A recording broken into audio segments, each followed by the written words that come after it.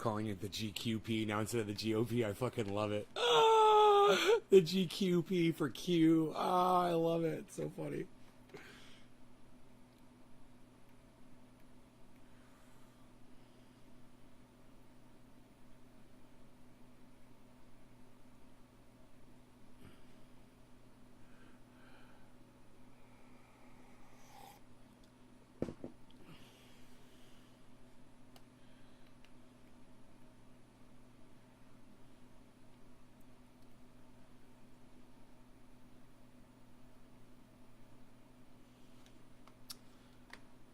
Okay, hey Debbie.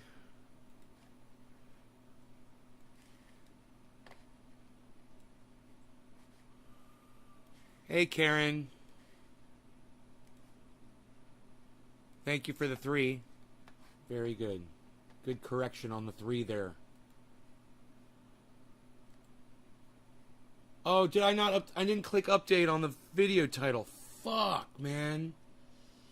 Son of a fuck. Okay, I've got 1 viewer. How many viewers? 5 viewers. Should I restart the show with a new title? No, it's not that important. Fuck it. I'll just go with last night's title. No big deal.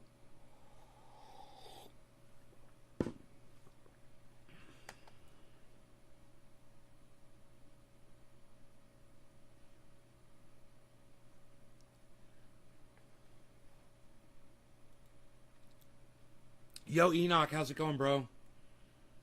The late night haps. Okay, I guess people are just going to think that this was last night's show. Ox Project, Access for All. Kevin Vaught, right on.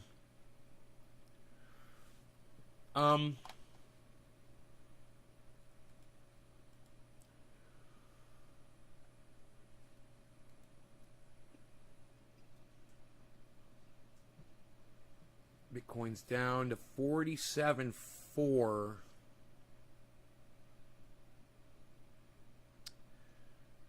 $47.4. And my buy-in on that is 52.6. But Cardano is 278. It's more than double what I bought my Cardano at. So I'm 115% on Cardano today. Isn't that great? Ah, man. Ethereum has also doubled since I bought it. Wow, man. Can't complain. Yay Cardano, yay Ethereum. Polygon's not bad. Doge is 28 cents. How about Polkadot? Litecoin is 170.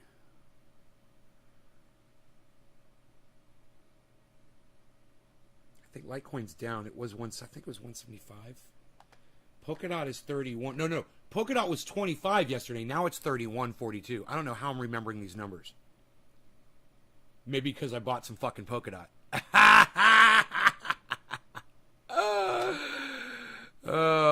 Good morning, Northern Minnesota. Adam. Enoch was watching Flash Gordon, then I saw you go live.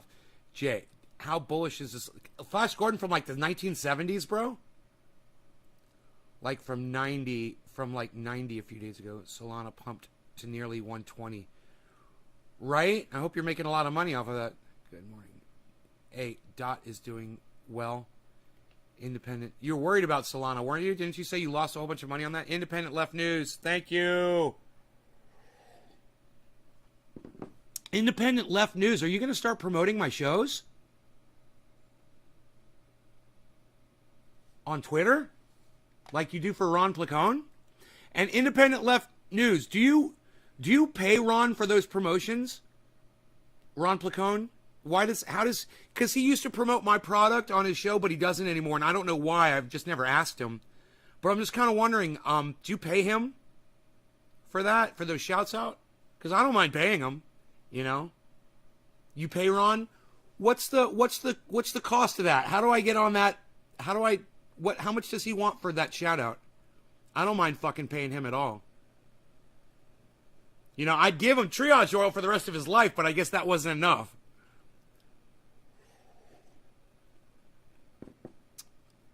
Thank you, independentleft.news. And how do I get promoted by you on Twitter? I want to be one of the shows that you promote. How do I get on that list? What do I have to do? Do I have to stop cursing? Do I have to cut my hair and my beard off? I'm not going to do it. I'm not going to do it.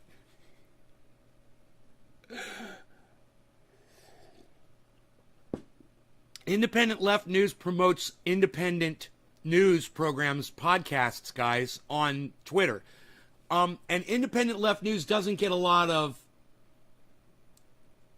play because they're promoting independence and the algorithms shut them down. You'll add me? Oh, thank you. I'm honored. I'm honored to be a part of your lists of shows that go live.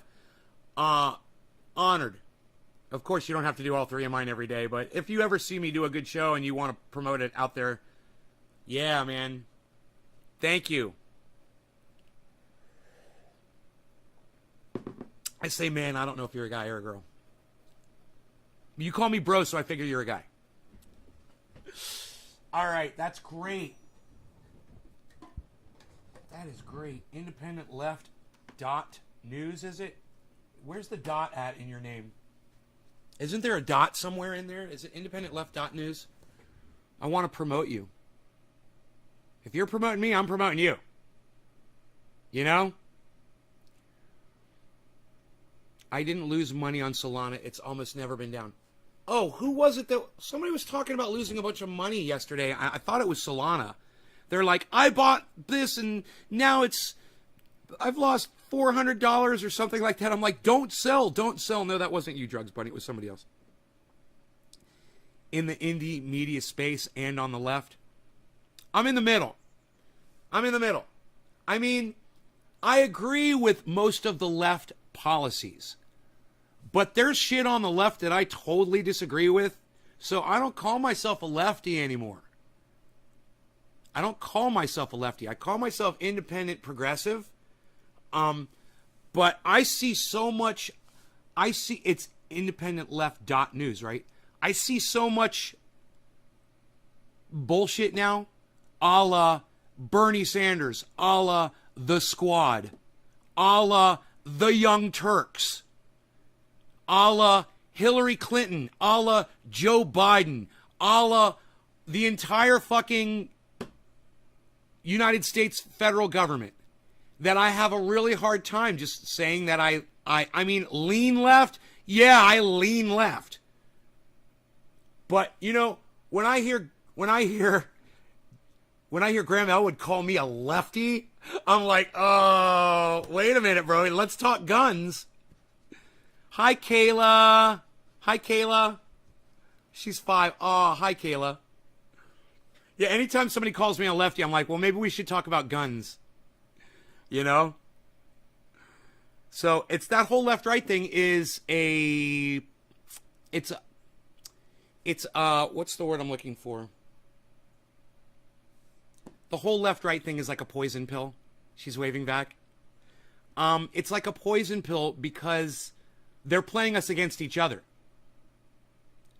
So if I'm on the left and somebody else is on the right, and then we both figure out that we both support our rights to have a firearm to protect ourselves, there's an issue with the whole left-right thing then, you see?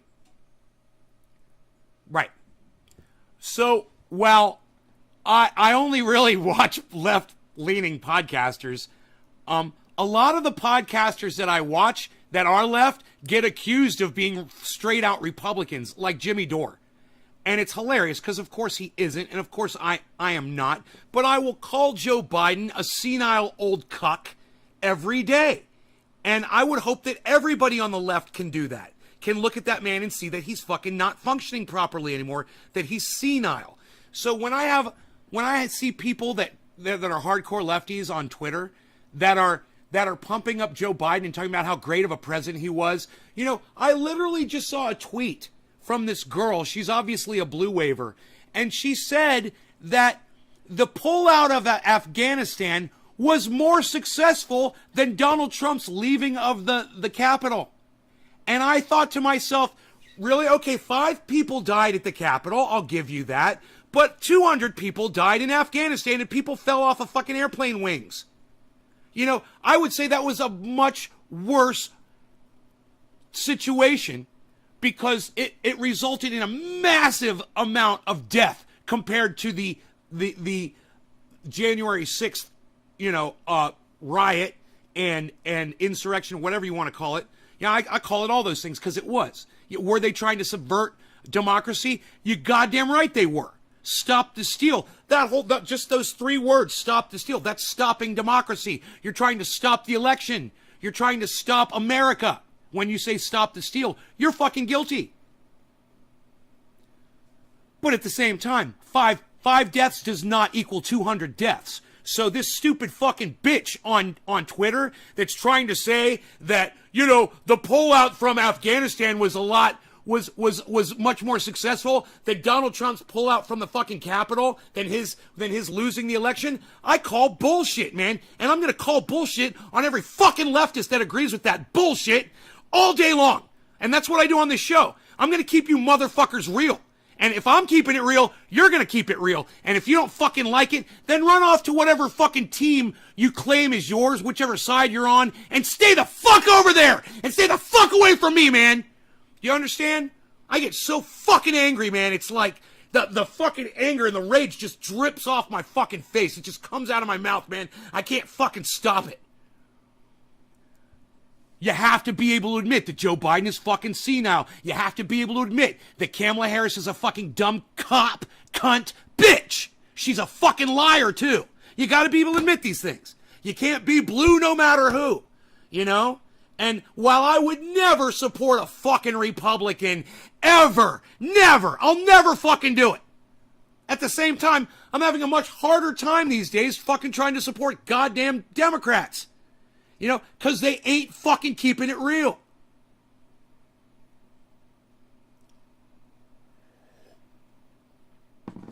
So, what does the left do that I agree with? Montana Eliza Rebecca Trelaw, she's telling me to chill. I don't chill, Montana. I don't chill. I just get ill up in this bitch. It's what I do. This is my job. I've made it my job that I don't get paid for.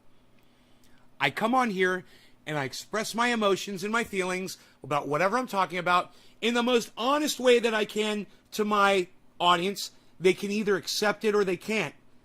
Sometimes I'm way over the top and they can't take all the yelling and screaming and shit. I say turn the volume down. Just turn the volume down.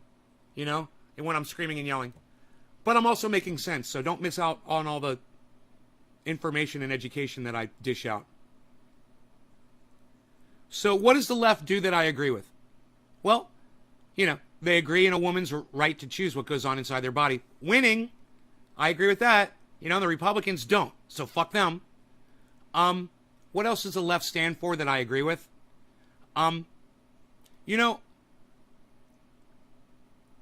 I don't like gerrymandering, and I don't like what the Republicans do around trying to manipulate elections and trying to subvert black people from voting, taking away mail-in voting, which I subscribe to, but I don't do. I do get the letters, but I don't send my ballots in because fuck your system. It sucks my dick. But at the same time, I'm not trying to subvert mail-in ballot voting at all. I think it's a great idea. And anybody who tries to subvert this is an asshole. Okay? Those are the Republicans. The Democrats want to get as many people voting as possible. You know why? Because more people agree with them.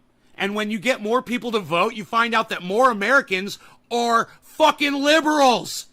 That's why Democrats are for voting rights for everyone and Republicans aren't, because they know they're in the minority.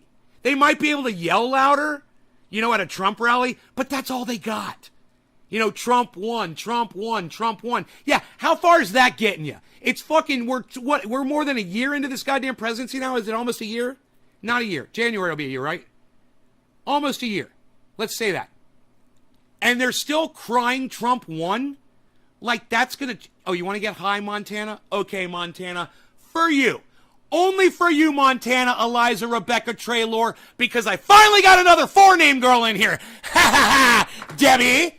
don't feel so special anymore, do you now? I got 2 4-name girls. All right, give me a second. I'm going to pack up. I'm going to pack a bowl.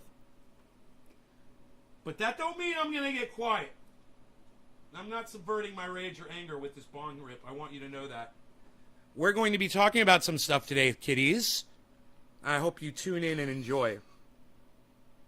So what else does the left subscribe to that I agree with? All I really have to do is look at Republicans and see what I disagree with Republicans. You know, the whole America first thing, I don't agree with that. I agree with humans first. So I got a problem with Republicans over America first. All life is precious to me. Not just somebody that has red and white stripes and, you know, and blue and stars on their fucking sleeve. That doesn't mean shit to me. You know what I say about that? Fuck your flag! Suck my dick! Come at me. You got a problem with me saying fuck your flag? Come at me. Let's talk. We'll have a conversation. We'll have a convo about it. You guys want to have a convo?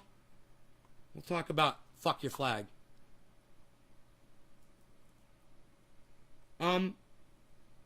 Do I support America? Yeah, I support America. Do I support the freedoms that America offers? Oh, yeah, totally. Do I appreciate the fact that I can call America out as I sit in America? You goddamn right. Hey, how would you like it if, you know, you're at work, you know, and, you wanted to, tell your boss, hey man, you know, I've got a problem here with whatever, blah, blah, blah, and they just don't listen to you. They're not going to listen to you. They're just going to fucking ignore you and not do anything. How's that fucking feel? No recourse, right? People deserve fucking recourse. It's just the way we are. We treat each other fairly. And I believe that everyone deserves a voice, right? And I say free speech for everybody. Even the filth that I hear coming from places like Parler and Q and all of these morons. Look, man, there's a market for that shit. And people want to hear that kind of shit. People want to hear Ben Shapiro and Candace Owens lie to them all day. It makes them feel comfortable. It feels like home. You know, their Republican father sitting around the house lying to them all day. And that feels good. So what do? They go watch Tim Pool. You know, because they want to be lied to. And they want to feel good about their racism. I'm okay with that. I'm fine with that. I don't want to control your speech. But, you know, why the fuck do I have to be subverted by YouTube for my speech? While someone like Tim Pool gets millions of views and I get, you know, a few people every day. Why? When I'm the one making sense, when I'm the one literally saving lives, and Tim Pool is literally costing people their lives. Literally costing people their lives. You know, I thought that was the chat right there. I just realized it's not. That's funny.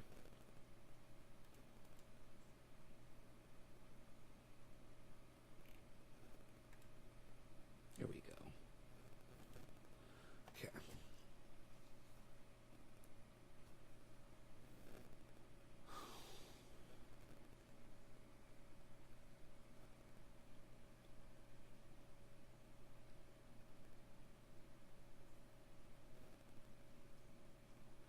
So back to the left versus right thing. We're being played against each other. There have been issues that have been selected from both sides to be sticking points that prevent us from being able to work together. Oh, well, you don't think a woman has a right to choose? Well, I do. Well, we can't work together. Well, you don't think black people have a right to vote and mail in their ballots? Well, we can't work together. And you know, I hear that shit from the left more than from the right. I do. I do. And I understand it. Because people on the left are smarter than people on the right. They really, I mean, on average, Democrats are smarter than Republicans. I'm telling you. They're smarter. They're smarter people. So they get to a point where they're so frustrated with the right that they start lashing out and attacking, and that gives the right the chance to say, aha, see, you're haters, you're racists. You hate me because I say MAGA. And then you can't get anything done. And it works perfectly for the big industry. Because as long as that machine is just slowly grinding, but nothing's really changing, they're making so much money, and we're not getting anything back. And until you realize that, Montana, cheers, thank you. Until you realize that, you're going to be constantly stuck on that wheel. You're constantly running on that wheel, and if you're on the left, you're going to be looking at maggots, and you're going to be saying, oh, you guys are all, Trump supporting racists. And if you're someone that supports Trump or you're Republican, you're going to be looking at the Democrats and saying, you guys are not patriots. You guys don't support America. They've got points that they use to hurt each other, when what they should do is say, well, how do Democrats support America? And Democrats need to look at Republicans and say, well, how do you support freedom? My right for speech. They like that, don't they? Well, the Democrats... No! The Democrats don't agree in your right to free speech. If they disagree with you, they try to fucking shut you down. It's a problem. It's a problem on the left. I understand it. Because you're smarter than them, guys. I know. But because you're smarter than them, you need to stop trying to silence them. That's the problem with the left, man. And that's what I see. When people try to shut Jimmy Dore down and they call him a Republican, that's the Young Turks, man. That's their whole game plan. That's their MO.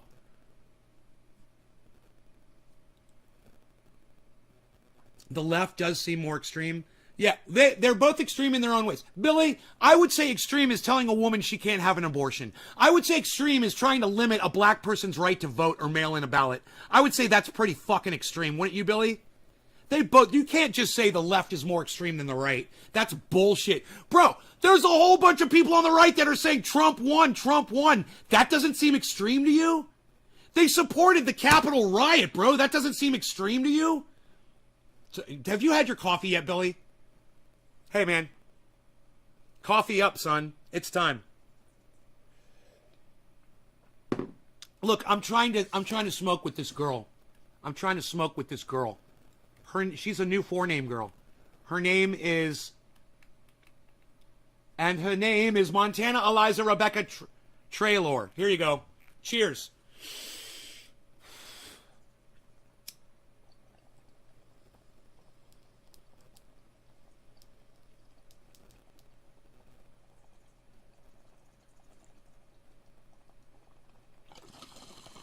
Yeah, I got my coffee.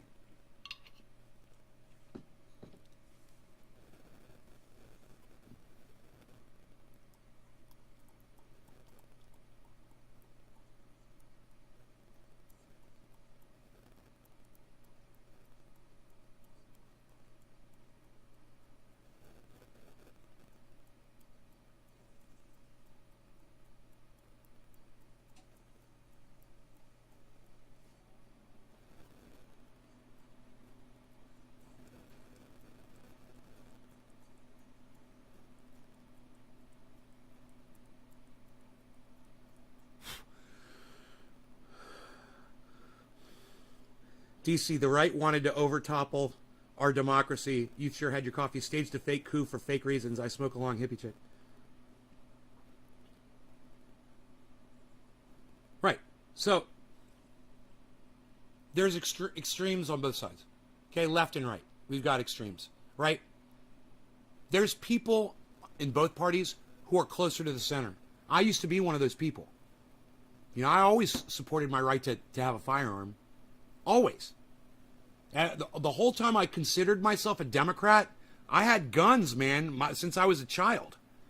So it was kind of like this weird little, I was like, yeah, I'm a Democrat, but I support guns, and most Democrats don't. They're trying to take my gun rights away, and I don't agree with that.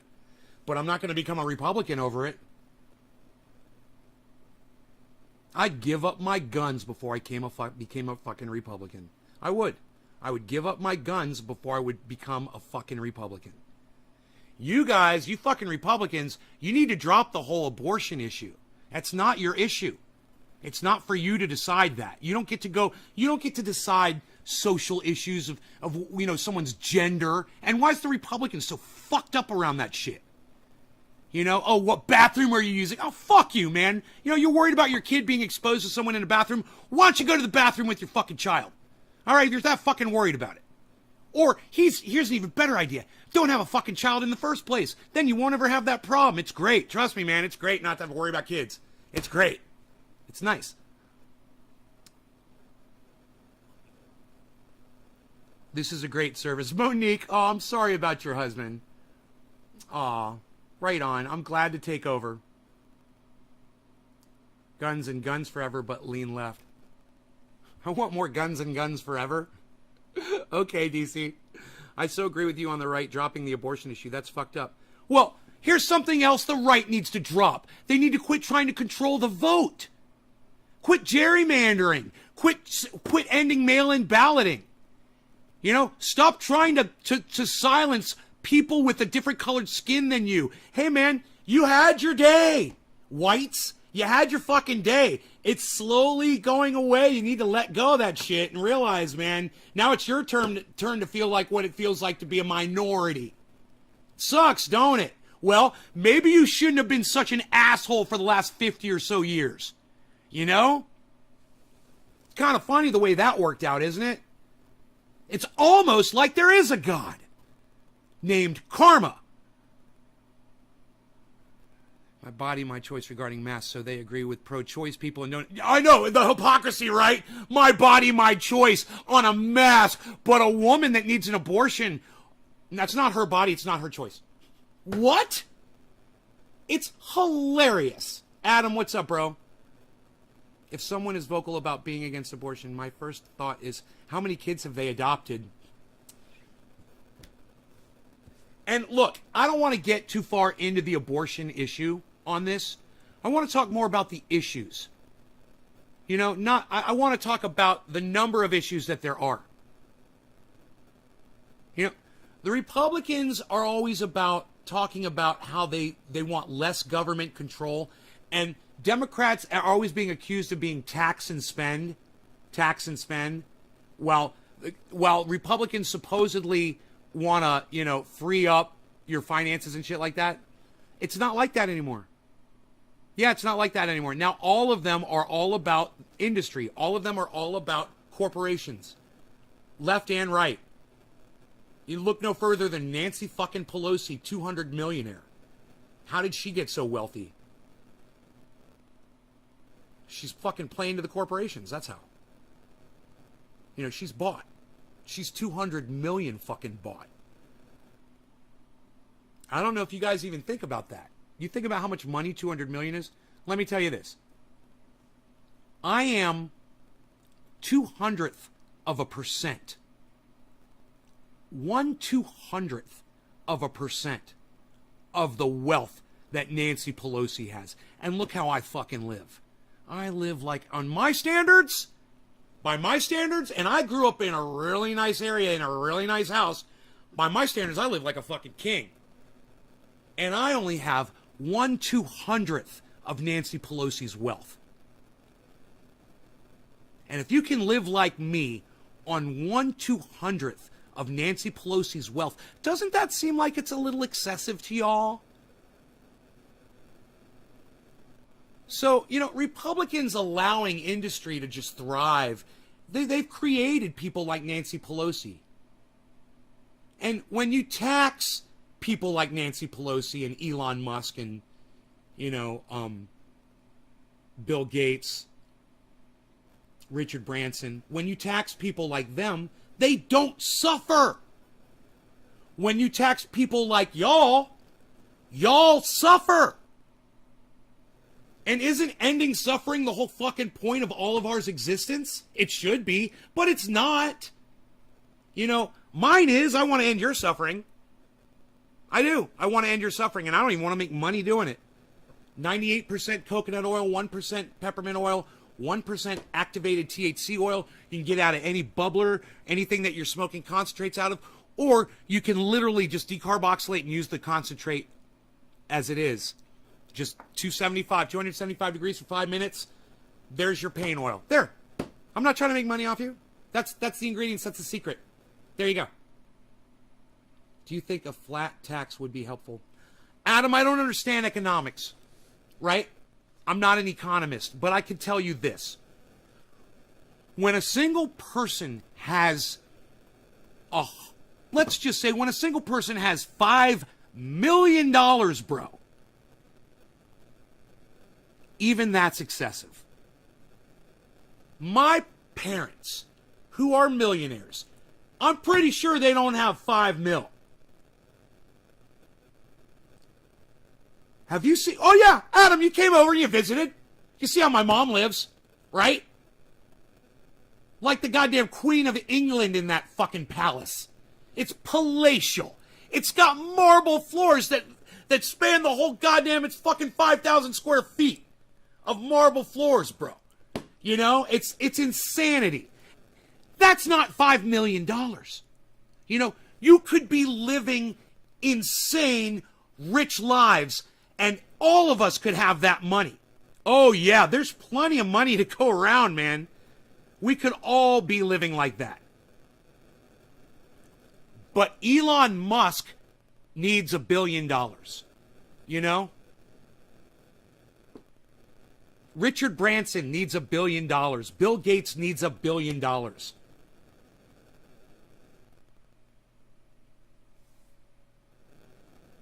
And should these wealthy billionaires be taxed so that the poor can benefit?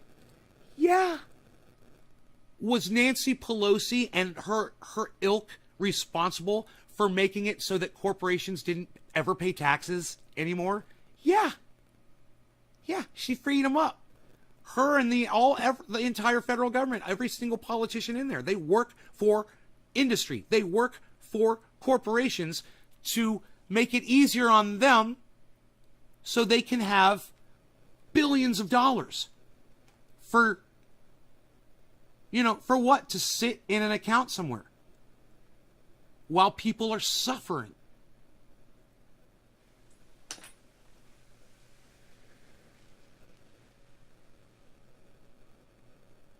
So do I support taxing fucking billionaires? Yeah. Do I support taxing someone with $5 million? Yeah. Hey, man, you should see my fucking taxes, guys. You should see how much money I have to pay in taxes every year. It's my fucking tax bracket that really gets nailed, man. You have no idea. It's obnoxious how much money I have to pay in taxes every year. You know, it's like a whole thing where I have to plan around this thing and just make sure the money's there and I don't know how much it's going to be. And then at the end of the year, I have to compensate and it's like fucking thousands and thousands of dollars more. Oh, well, you made more money. You owe us a lot more. Oh, great. Okay. Here. Don't even think about it, man. I just do it. You know, I just pay the taxes, pay the taxes, pay the taxes. But what if Richard Branson and Bill Gates and Elon Musk were getting taxed to the point that it helped alleviate some of that fucking pressure off of me and pressure off of you too when you guys are paying your taxes? Wouldn't that be great? I mean, I don't mind paying taxes. You know, I wouldn't even mind paying more taxes. I wouldn't. I would do it if I knew that that money wasn't going to Afghanistan so people could fall off the wings of airplanes. That really disturbed me. It really, and it should bother the fuck out of you too, man. You need to think of what's going on in a person's mind when they know they are going to die and they choose to do something like that anyway. Those people knew they were going to die, man. You know, and they used themselves to make a point. You know, to send a message to Joe Biden and to Donald Trump and to the world that going into other countries and imposing your belief system on other people is just wrong. And America needs to stop doing that. They call us the police of the world. And police kill people in the street every day. Innocent people, unarmed people, black people. So are we the police of the world? Yeah, we are. You know?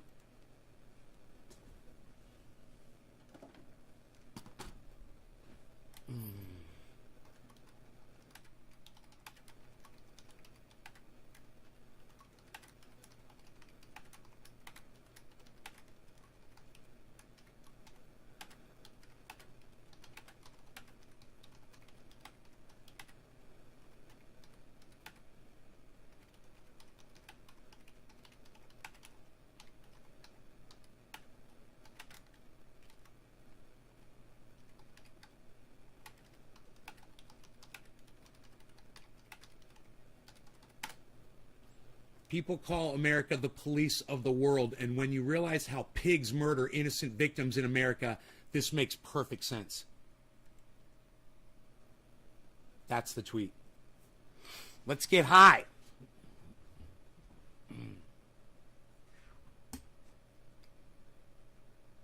You guys feel free to go over there and retweet me on Twitter right now. I just tweeted a tweet, so feel free to go over there and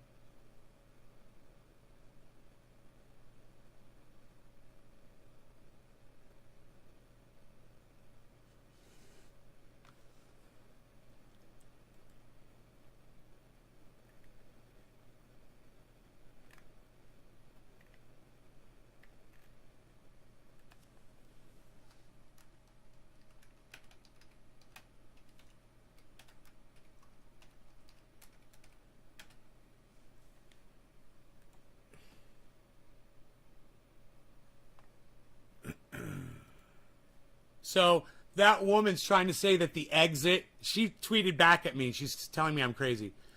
She's trying to claim that the exit from Afghanistan was more successful than the Capital 6. Is that than the January 6th Capitol insurrection, whatever they fucking call that.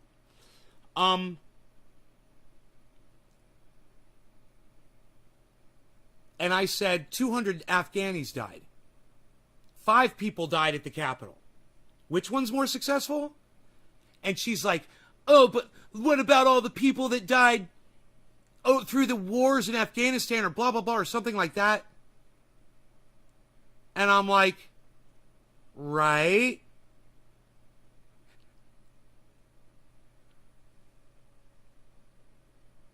Doesn't even make sense what she's saying. So she's saying there's a lot more people that died in Afghanistan. And I'm like, yeah, and only 5 people died in the Capitol riot. Oh, right. That's what they call it, the Capitol riot. Right? Only 5 people died at the Capitol riot. 200 people died in Afghanistan on the exit. More than 200 people have died since they tried to start exiting Afghanistan. Total death? I don't know. If one of you guys could Google that and find out, what's the total cost of human life from our exit of Afghanistan? Does anybody know the numbers? I'm sure a podcaster knows. But if you guys can find it on Google, I doubt it's going to be on Google, but see if you can find that total number for me and let me know. What she said to me doesn't... Do you guys understand what that woman said to me doesn't even make sense? It's like, I bet she's going to block me because she's going to realize that what she said doesn't make sense.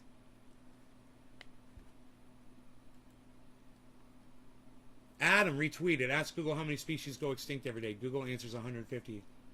Thank you, Adam. Hey, Nick retweeted me. People call America the police of the world, and when you realize how pigs murder innocent victims in America, this makes perfect sense.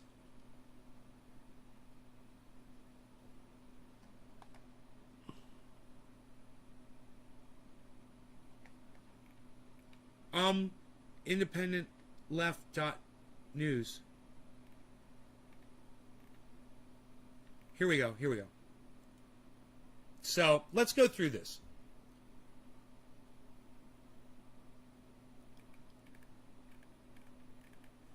I mean, this is just me saying, ha ha, I'm right. This is the ha ha, I'm right segment that I'm going to do.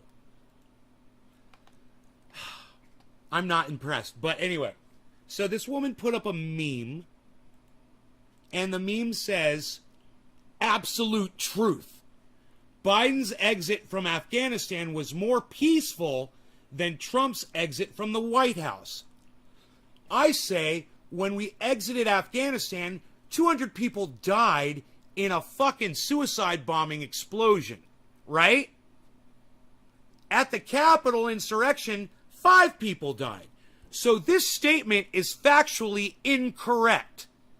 You know, this should say Biden's exit from Afghanistan cost 195 more lives than Trump's exit from the White House. That's what it should say. But it's an exact reversal of the truth. So everyone agrees with me that this is not true, right? Everyone agrees. I mean, you guys all completely agree, right? You all completely agree that that is not factual, right? But this woman says absolute truth. Right? So, it's not absolute truth, and that makes her what? Class, what does that make her? What does that make her, everybody?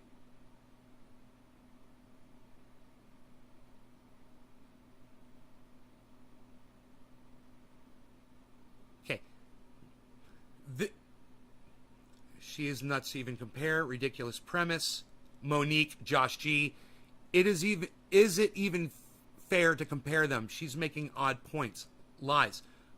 Josh G. Adam says, an asshole. Liar. Yes. Drugs Bunny. Thank you. It makes her a liar, right? So this woman is saying that this is a factual statement when it's completely not true. It's thank you, Enoch, for retweeting, right? Okay. So my response could have been better, but my response was this. I said, up to 200 dead Afghanis, 12 U.S. soldiers dead versus 5. Can you even count actual numbers? And I gave her the crazy face because she's a fucking lunatic, as you guys are a lying cuck bitch. Thank you, Enoch. Anti-factual. Steven's trying to be nice. Anti-factual. Whatever, Steven Culbertson. Whatever, bro. She's a fucking liar. Use the words, bro. Use the words. She deserves to be called a liar, Steven. She's a fucking liar, right?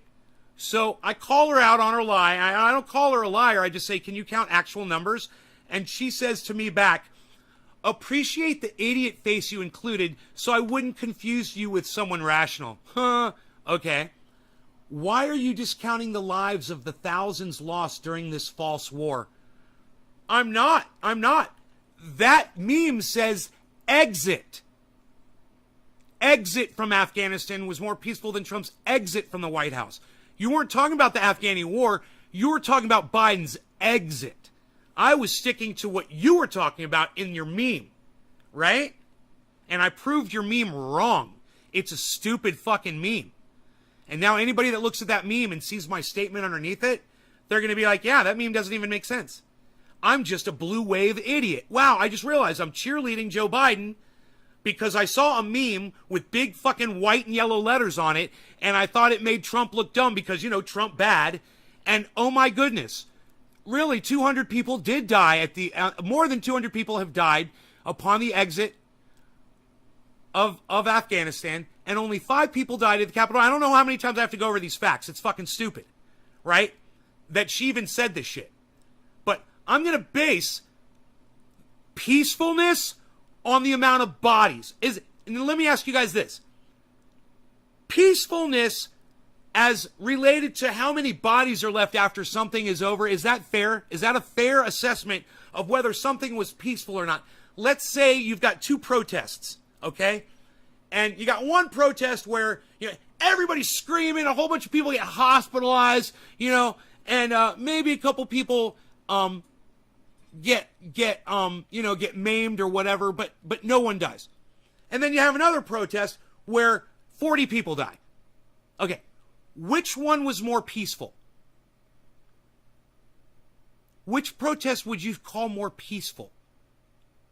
So is it fair to use body count as a gauge of peace? I would, and I totally will. You know, she wants to say that insurrection was less peaceful than what was going on in Afghanistan. Did she see the people running underneath the airplane and then falling off the wings of the airplane? Did she see the hundreds of people running underneath that giant fucking airplane trying to get on it? How peaceful was that? And I wonder how peaceful it's been all around the airport where the Taliban have been trying to control people outside and there's large groups of people. I wonder how peaceful that is. Just on a peacefulness gauge. I don't know. They're not really covering it that well. But I did see where some folks got shot, and I saw where about 200 people got blown up. Murdered with a bomb. Not very peaceful. Okay. I think I made that point. So her next statement is, why aren't you blaming Trump for his agreement to leave, his release of 5,000 Taliban, and his failures to act? Because you weren't talking about that. Your meme is talking about his exit from the White House. You want to talk about all those things? I'll talk about that shit with you.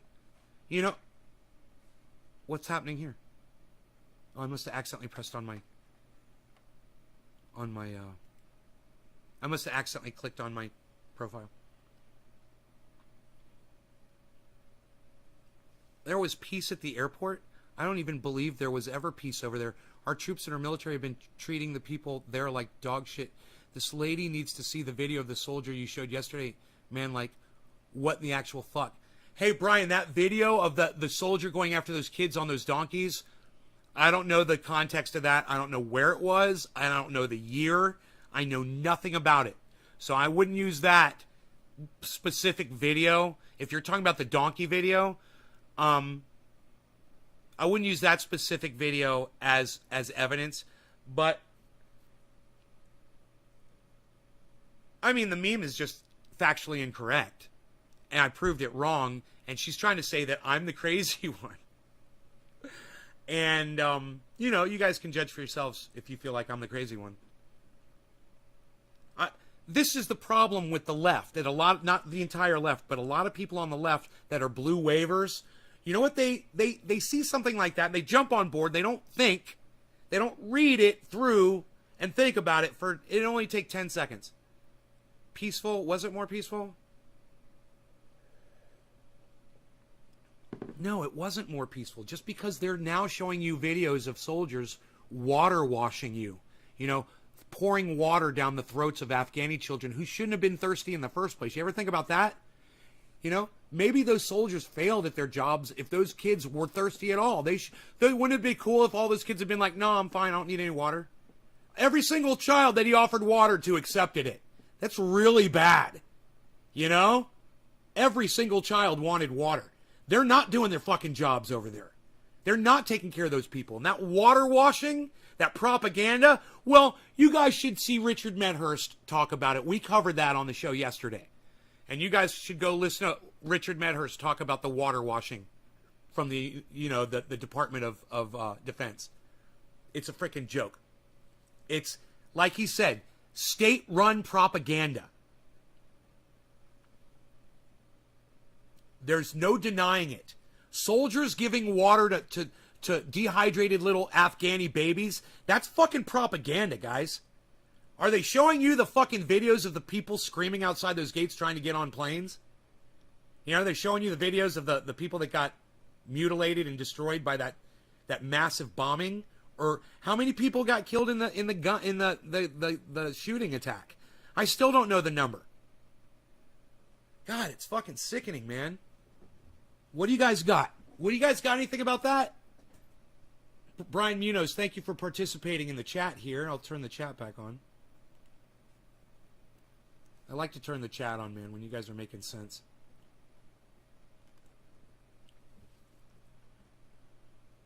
Monique, I hate that you have to leave. I wish you could stay and watch. Ponzi scheme, lying to the audience. Always respect the listener. What I learned from writing. Lying to the audience. Yeah, Steven. Yeah. Enoch, Richard hits some really good points. Definitely watch his videos. Richard hits some really good points. It's from that Arab perspective, and it's really important that you guys get that. It's really important that you guys get that. Dude, there was a time when I would have fucking told Richie Medhurst to go fuck himself just based on his appearance. Now this fucking cunt won't even say 2 words to me. Right? But I still tell you to go watch his fucking podcast. And I still believe a lot of what he says. He's good, man. He's really good. He covers news really well. Thoroughly. You know, maybe sometimes a little too thoroughly. That's what we want, isn't it?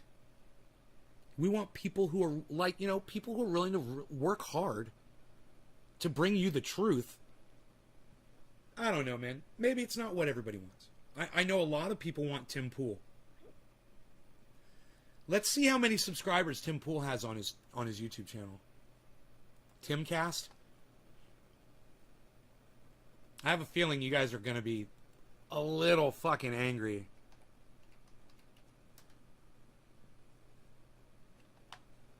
Dude, 1.06 million subscribers.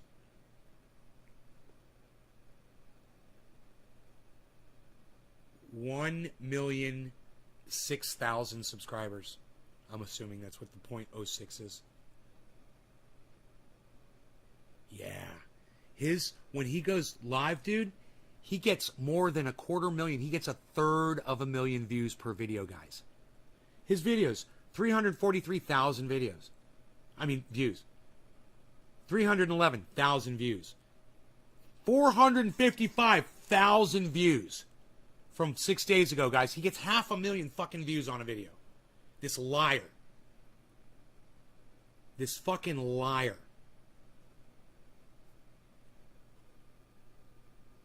Who couldn't give a fuck about his audience. He gives about as much a fuck about his audience as any Republican cares about black people voting in America. That's how much Tim Pool cares. He's a fucking racist cunt. And Tim Pool, I know you'll probably never see this video, but maybe somebody in my audience will tweet this at you. And they'll get their phone out and they'll send this little message to you. Tim Pool, I'm calling you out for the liar that you are. And I want you to know that I know that all you do is you cherry pick pieces of straw to subvert common sense.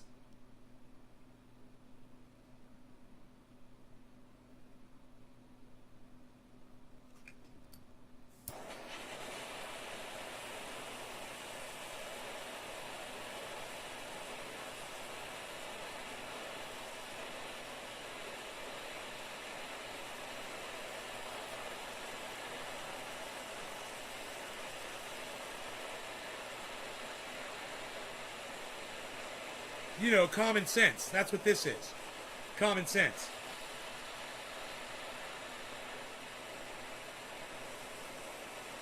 That thing I'm talking about on every show.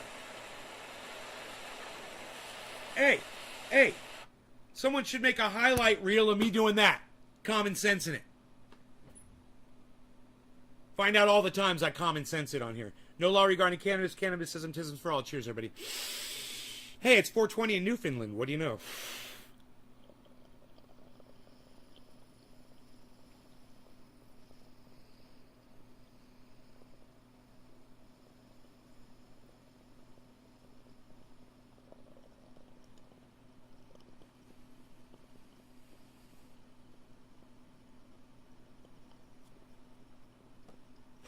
Just use a lighter to spark it, right, Billy? Just use a big lighter to spark your torch.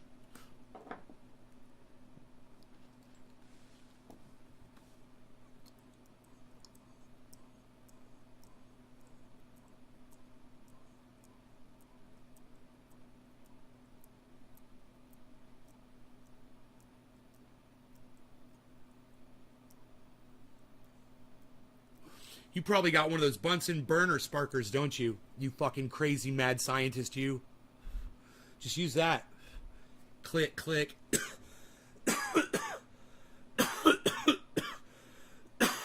Bro, I did it for years. It's like, you don't even think about it after a while. Until you finally buy another torch. Until you break down.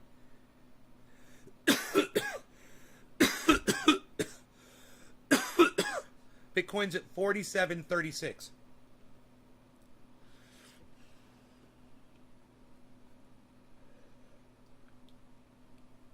You guys, Timcast getting 300,000 views per video, live stream.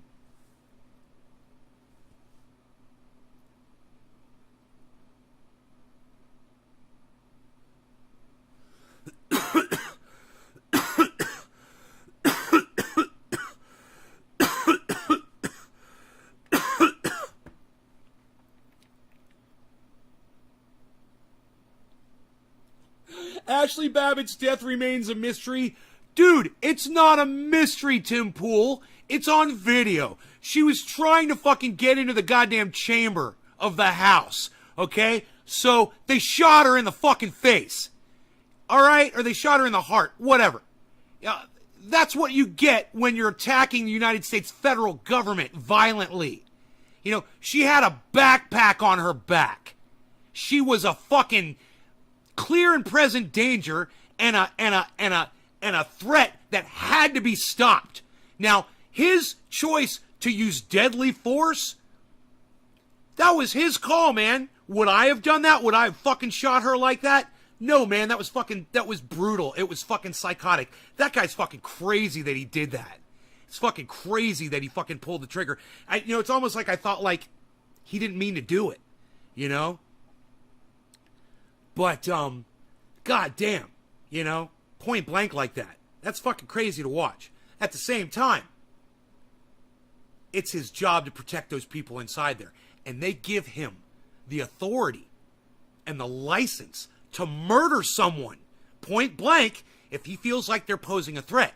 And in that moment, in that second, when that girl was coming over and she was about to come in that fucking window and he saw that fucking backpack, dude, a jury of 12 people, they're going to go, you know, with a good lawyer, they're going to go, dude, he had no choice. He had to fucking kill her, man.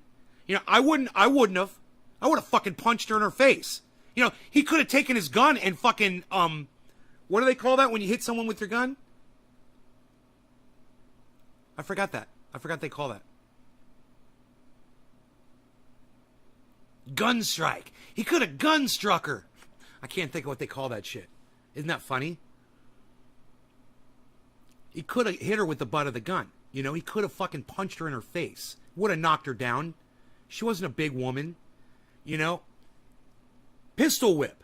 Yeah, he should have fucking pistol whipped her. You know, that would have been so much better. And he would have knocked her the fuck out. And it would have done the same thing. It would have stopped the fucking threat without having to kill her.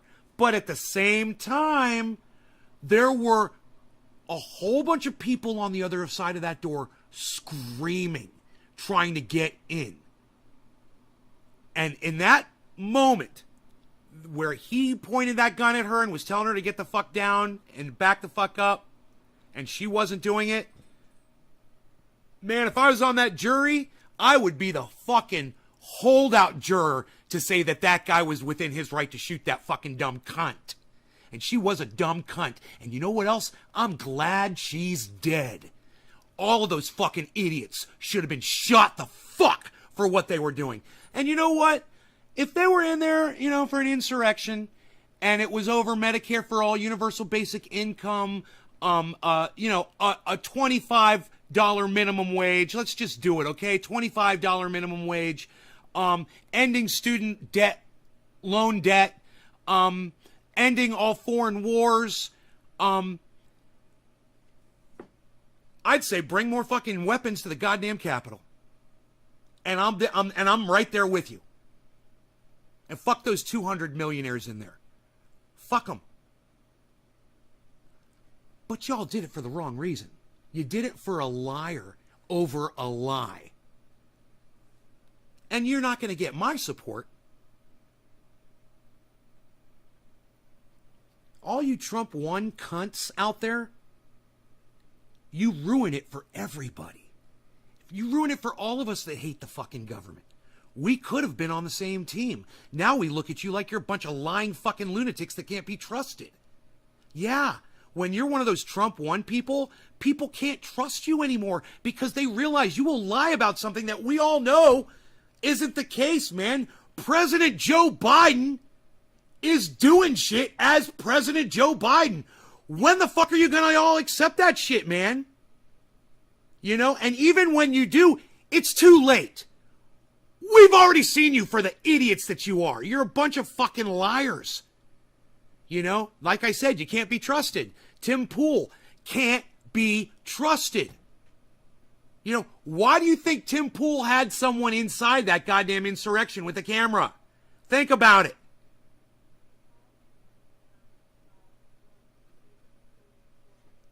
Was he covering it, or were they fucking there supporting it?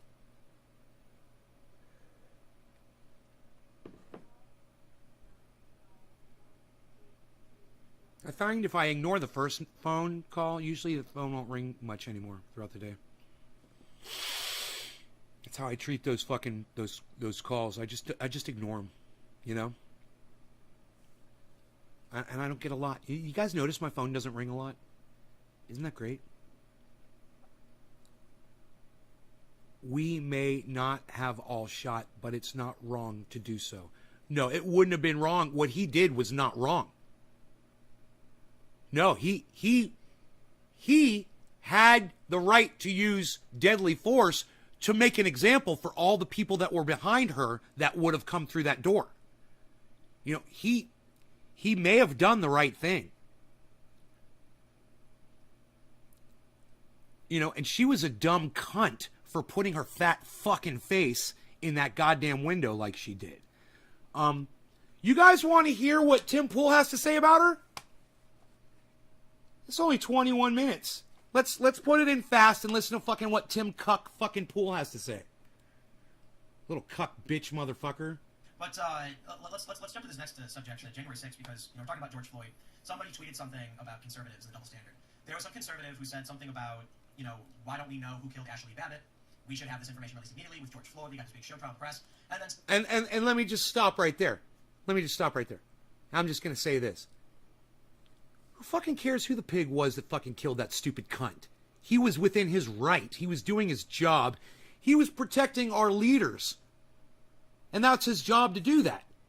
And part of his job dictates that if he has to murder a fucking cunt, well, he's going to murder a fucking cunt. You know? We don't need to know his name. And he doesn't, and he could suffer harassment for the rest of his life, his family. You know, why does this cunt bitch want to dox that man so bad? He's a doxing cunt. I got 20 seconds into the fucking video. I've already called Tim Pool out on trying to dox somebody. And YouTube thinks that's okay. 20 seconds into a video, algorithms at YouTube, Tim Pool's doxing somebody. You know, he's literally just inciting 300,000 people to go find out who this guy is. And someone said, like, how are conservatives not understanding, the differences between George Floyd and Ashley Babbitt? They were like, it's a double standard. They don't care about Floyd. They only care about her because they're racist. And I said, Ashley Babbitt wasn't chewing on a speedball behind the wheel of a car and then actively resisting police. I'm not saying that George Floyd deserved or any of that should have happened, but Ashley Babbitt. So Tim Pool just went back before George Floyd was ever held down by his neck with that guy's knee, right? Goes back to where George Floyd, whatever happened before that, to try to justify that man sitting on his neck, murdering him on camera. Tim Pool, you think that's an independent? Yeah, he calls himself a fucking independent. He's a full red-blooded Republican cunt who fucking lies to his audience about what he is and who he is. Dude, we're 42 seconds in to this video in speed, in fast motion, at like double speed. 42 seconds in. And YouTube thinks that this guy is a goddamn angel and my content should be subverted. Babbitt stood up and looked through a window and took a bullet to the neck, right?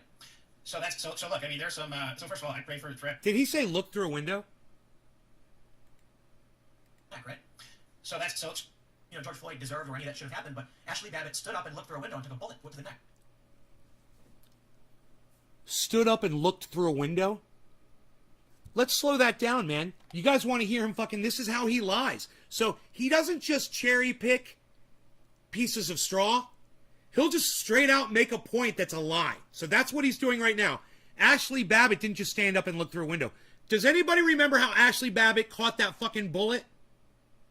Where was Ashley Babbitt when she got murdered? Where was Ashley Babbitt when she got fucking murdered? Does anybody know? Silver Mandalorian. Yes. Tim Pool is a fucking shithead. Yes. He is. He's a fucking liar, and I just caught him in a lie 45 seconds into this video. It's not just obfuscating. It's not just cherry picking pieces of straw. He's literally just making up a made up fact. Where was Ashley Babbitt when she got shot, guys? Answer my question. I'm going to let you hear him say it, but answer me, guys. Come on. You guys, don't you know fucking history? Don't you know what happened at that goddamn insurrection? Did you guys watch? I covered it on my goddamn show live.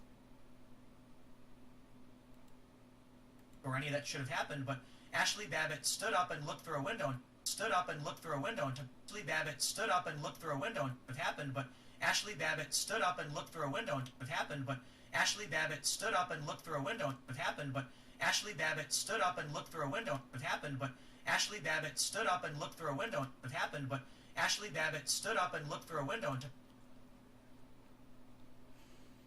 Ashley Babbitt stood up and looked through a window. So let's just do this. Let's just do this. Give me a second.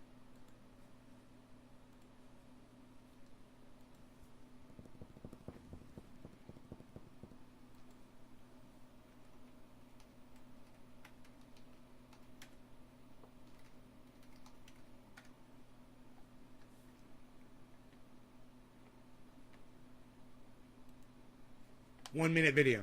The following content has been identified as inappropriate or offensive. I understand and wish to proceed. Okay, I'm not going to be able to show this to you probably, but let me just watch it for a second. Boom. Okay. Ashley Babbitt stood up and looked through a window. I could show you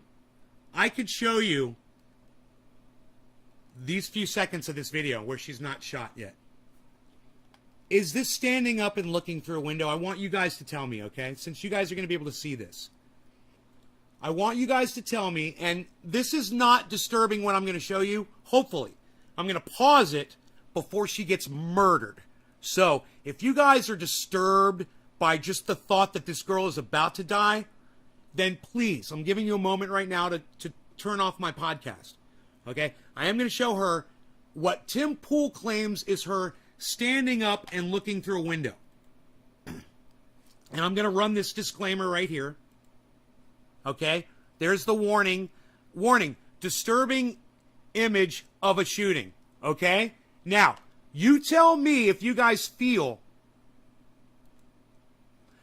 God, that's so cool that I can do that. What I just did is so cool. You guys tell me if you guys feel like this is standing up and looking through a window. All right, here we go.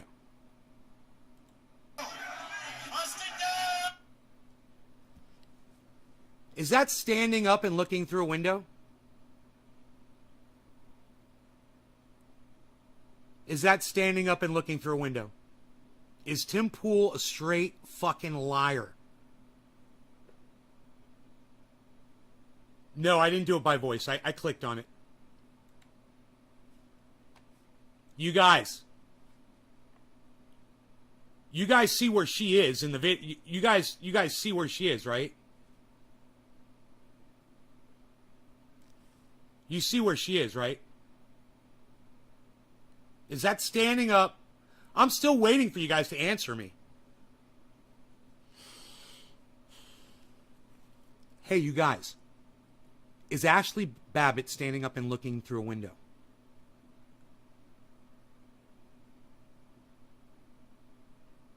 No, can't see? What do you mean, no, can't see? What does that even mean, no, can't see?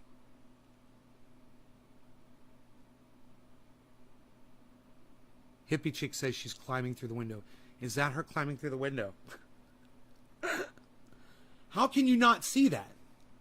Adam, how can you not see that person on the far right with it looks like a red, white, and blue backpack and a black, looks like a dark navy blue or a black jacket, and their head?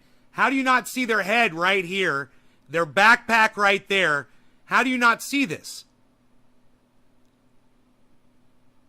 How do you not see this, Adam? I don't understand how you don't. What are you looking at that you don't see a person right there?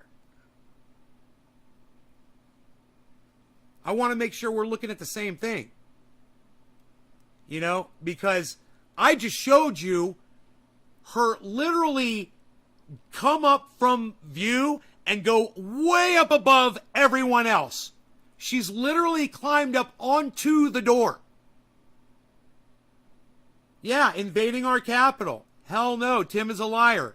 Which is her? Bro, man. Come on, Adam. Adam. Are you drunk? Bro. Dude.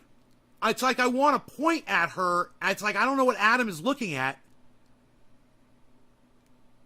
Adam, do you see this guy with the red hat? Right here, you see the red hat? Okay, this thing on his head, that's not more an extension of the hat. All right, that's a person.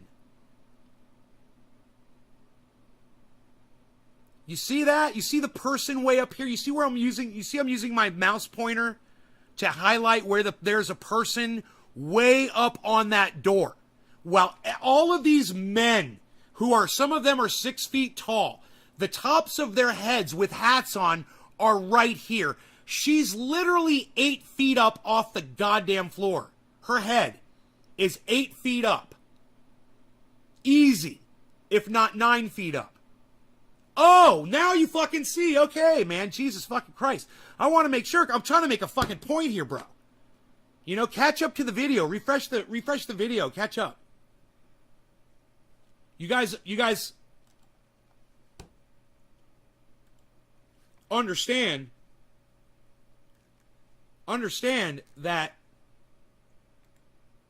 what Tim Pool just said right there is a straight up fucking lie.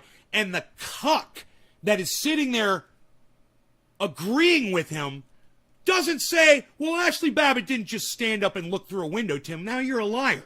Now, if I was sitting at the table, that's what I would say to Tim Pool. I would say, well, Tim, you're a liar. Let's watch the video. Is that standing up and looking through a window?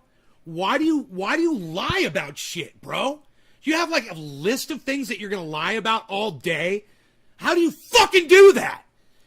All I can do is look at the way something is and tell you how it is. You're going to make something up. How do you remember from one day to the next what your fucking narrative is, you fucking cunt? God, I want to reach across the table and strangle him, you know? Fucking 300,000 views per video? He's got 1 million subscribers, man. Took a bullet, went to the neck, right? So look, I mean, there's stood up and looked through a window and took a bullet, went to the neck, right? It happened, but Ashley Babbitt stood up and looked through a window. It happened, but Ashley Babbitt stood up and looked through a window. It happened, but Ashley Babbitt stood up and looked through a window. It happened, but Ashley Babbitt stood up and looked through a window. It happened, but Ashley Babbitt stood up and looked through a window and took. Did she stand up and look through a window, or is Tim Pool a liar? No, he's a fucking liar, Nay. Tim Pool is a fucking liar. Somebody put that in my goddamn chat right now. Not just fuck Tim. How about Tim Pool is a motherfucking cunt lying bitch? I want to see that shit in my chat. I'm sick of being the only one who's pissed off about this shit. Took a bullet, went to the neck, right? How's this make you feel? So look, I mean, there's some, and this cunt. All, I pray for Hi, Danny. family, and I pray for them to obtain the justice that they deserve. There's all kinds of justice. What? Justice? So first of all, I pray for Ashley Babbitt's family, and I pray for them to obtain the justice that they deserve. What justice? Justice was served when Ashley Babbitt got deservedly murdered when she was trying to jump through a fucking window of the fucking House chamber. Justice was served. Too late, you fucking cunt Republican bitches. Tim Pool's a fucking liar. Right, hippie chick? Exactly. Thank you. Oh, trust me, Hassan and his 40,000 viewers know all about lying Tim Pool and Boo Boo Bennett. Hassan? You watch... He's like a young Turk, bro. You watch that young Turk, bro? You watching a young Turk, Hassan? That young Turk, bro? You watch that guy? Dude, you're watching a young Turk, bro. Look at you. There's all kinds of strange things going on. Fucking with young everything turds. related to January 6th. So Flung specifically with respect to turds. what you just mentioned, you know, was she shot in the stomach? Was she shot in the shoulder? Was she shot in the neck? There's basically 3 different stories that have come out. You know, from Who fucking cares where she was shot? How is this conversation? How is this content? Who cares where Ashley Babbitt was shot? She was instantly murdered, man. She didn't even make it out of that fucking Capitol building alive. She died right there on the floor, I guarantee it. These guys are idiots, man. Jesus fucking Christ. 300,000 views, man. That's 1/3 people watching this cuck tent. From the medical examiner, from the media, etc. You know, the chief of the Capitol Police, who Tonka Medford, what's up, buddy? I'm glad that bitch was killed too. A few weeks after his fuck her and fuck her stupid cunt family. Letter, I think his name was Stephen Sunland. Wrote an 8-page letter to Nancy Pelosi, essentially, you know, writing. Hey, Heavy P! Welcome back, bro. I missed you. Let's smoke. Whatsoever of the Ashley Quarter of the hour. No longer regarding cannabis. Cannabis isn't for all. Cheers. I mean, why is that? How is that possible? I mean, yeah. Now as to the how is what possible? I will say, look, the truth whatsoever. I mean, what happened that day is sort of an after action. Nancy Pelosi, essentially, you know, writing about what happened that day is sort of an a few weeks after his firing or his resignation, wrote either resigned or was ousted a couple days after the event. A few weeks after his firing or his resignation, wrote a 8-page letter. I think his name was Stephen Sunland. Wrote an 8-page letter to Nancy Pelosi, essentially, you know, writing about what happened that day is sort of an after-action review. There is no mention whatsoever of the Ashley Babbitt shooting in that letter, whatsoever. I mean, why is that? How is that possible? Because it's on video, and we all could see it, and there's no mystery there. That's why he didn't have to mention it. Duh. These guys are fucking idiots.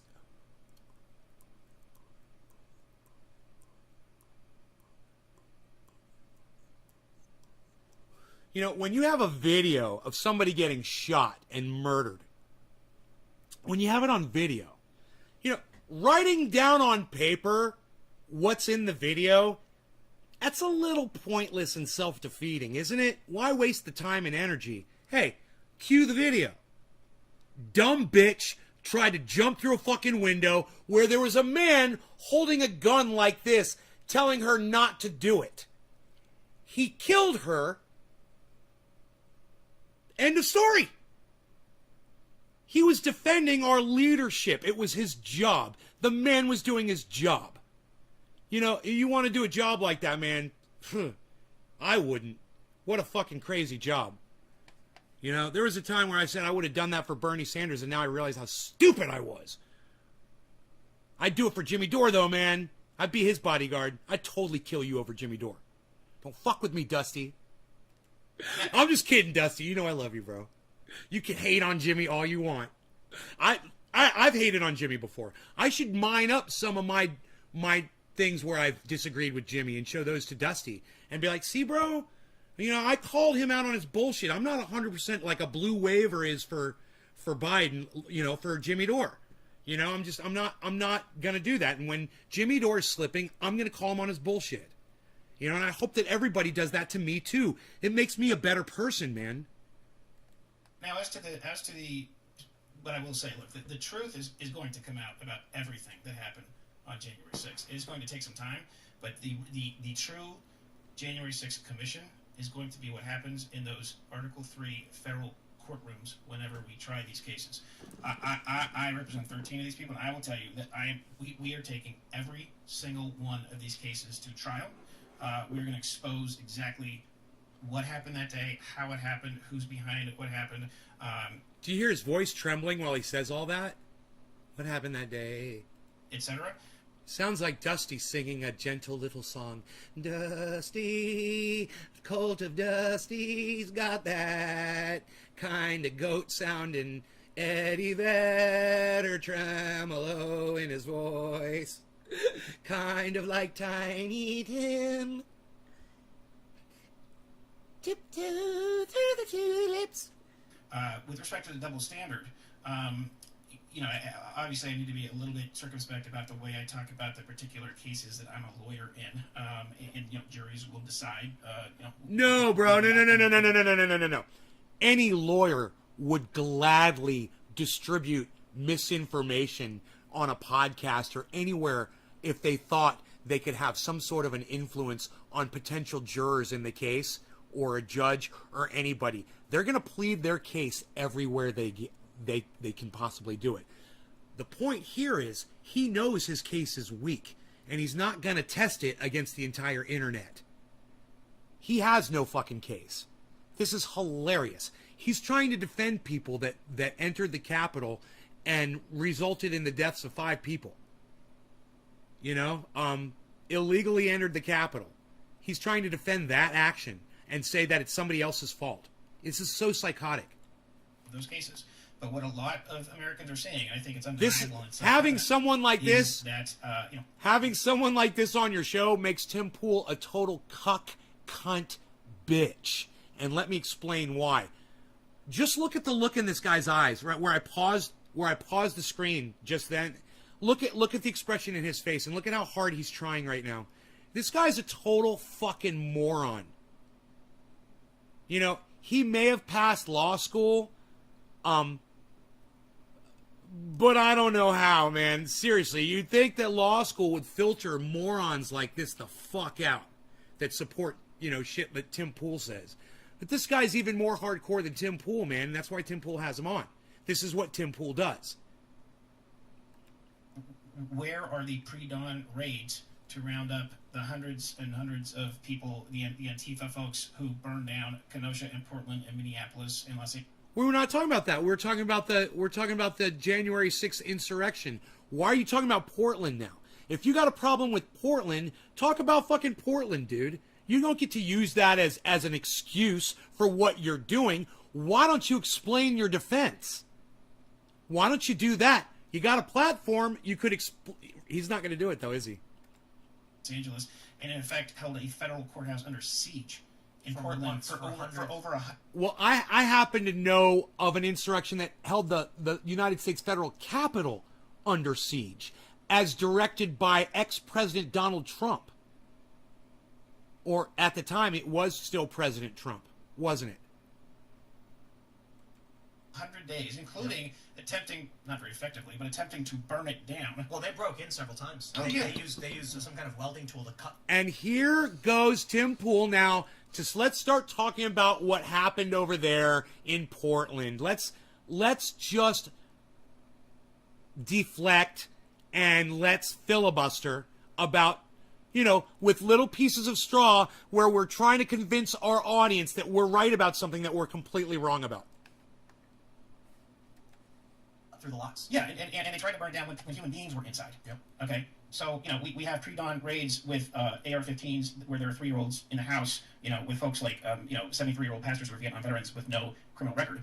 Where is the priority to protect regular American cities? And I think that it's just self-evident, and a lot of Americans see that there seems to be a gold standard of justice right now. And I think about how dangerous I think that is. A fundamental Not a coffee. of the American system, the American idea. I'm out of the American coffee. Constitution I need to is go that make there's some equal more. Justice under the law. When the faith in that idea starts to crumble, and in fact I would say starts to be shattered, as it is right now, that's a very, very dangerous thing for a free society and constitutional republic to hold together very long.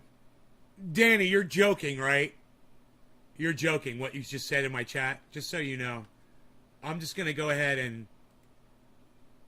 I don't know what that avatar is.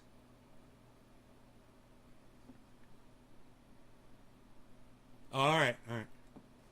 How much rich people just walk on law. I mean, when Hillary Clinton's email scandal dropped, she was a Secretary of State and was involved in getting Sidney Blumenthal in Libya, like some of the most criminal actions of getting us into a war in Libya, directly against Obama's direct order that she can't work with Sidney Blumenthal. She worked with him anyway. Well, she destroyed public records and got away with it. Classified. Including classified. So equal protection under the law. I'm sorry, it was I don't something buy it. yoga or whatever. Yeah, they were talking about yoga birthday parties, and of course, as you probably noticed, the journalist who essentially broke the story of Loretta Lynch meeting with Bill on the tarmac has been suicided. And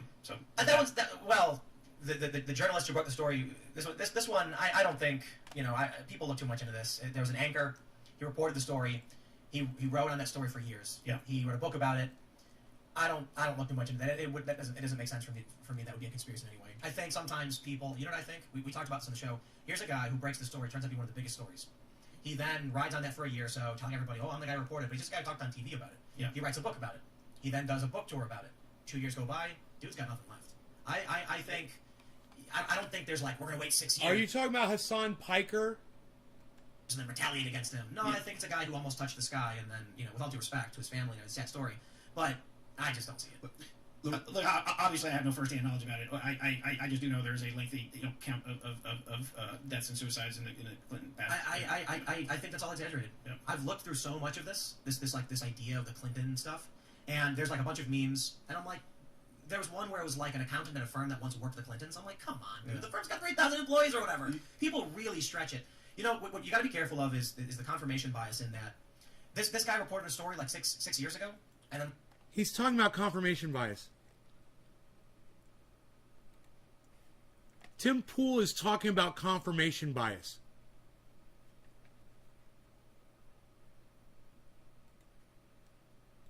What you got to be careful of is the confirmation bias in that people really stretch it. What you got to be careful of is the confirmation bias.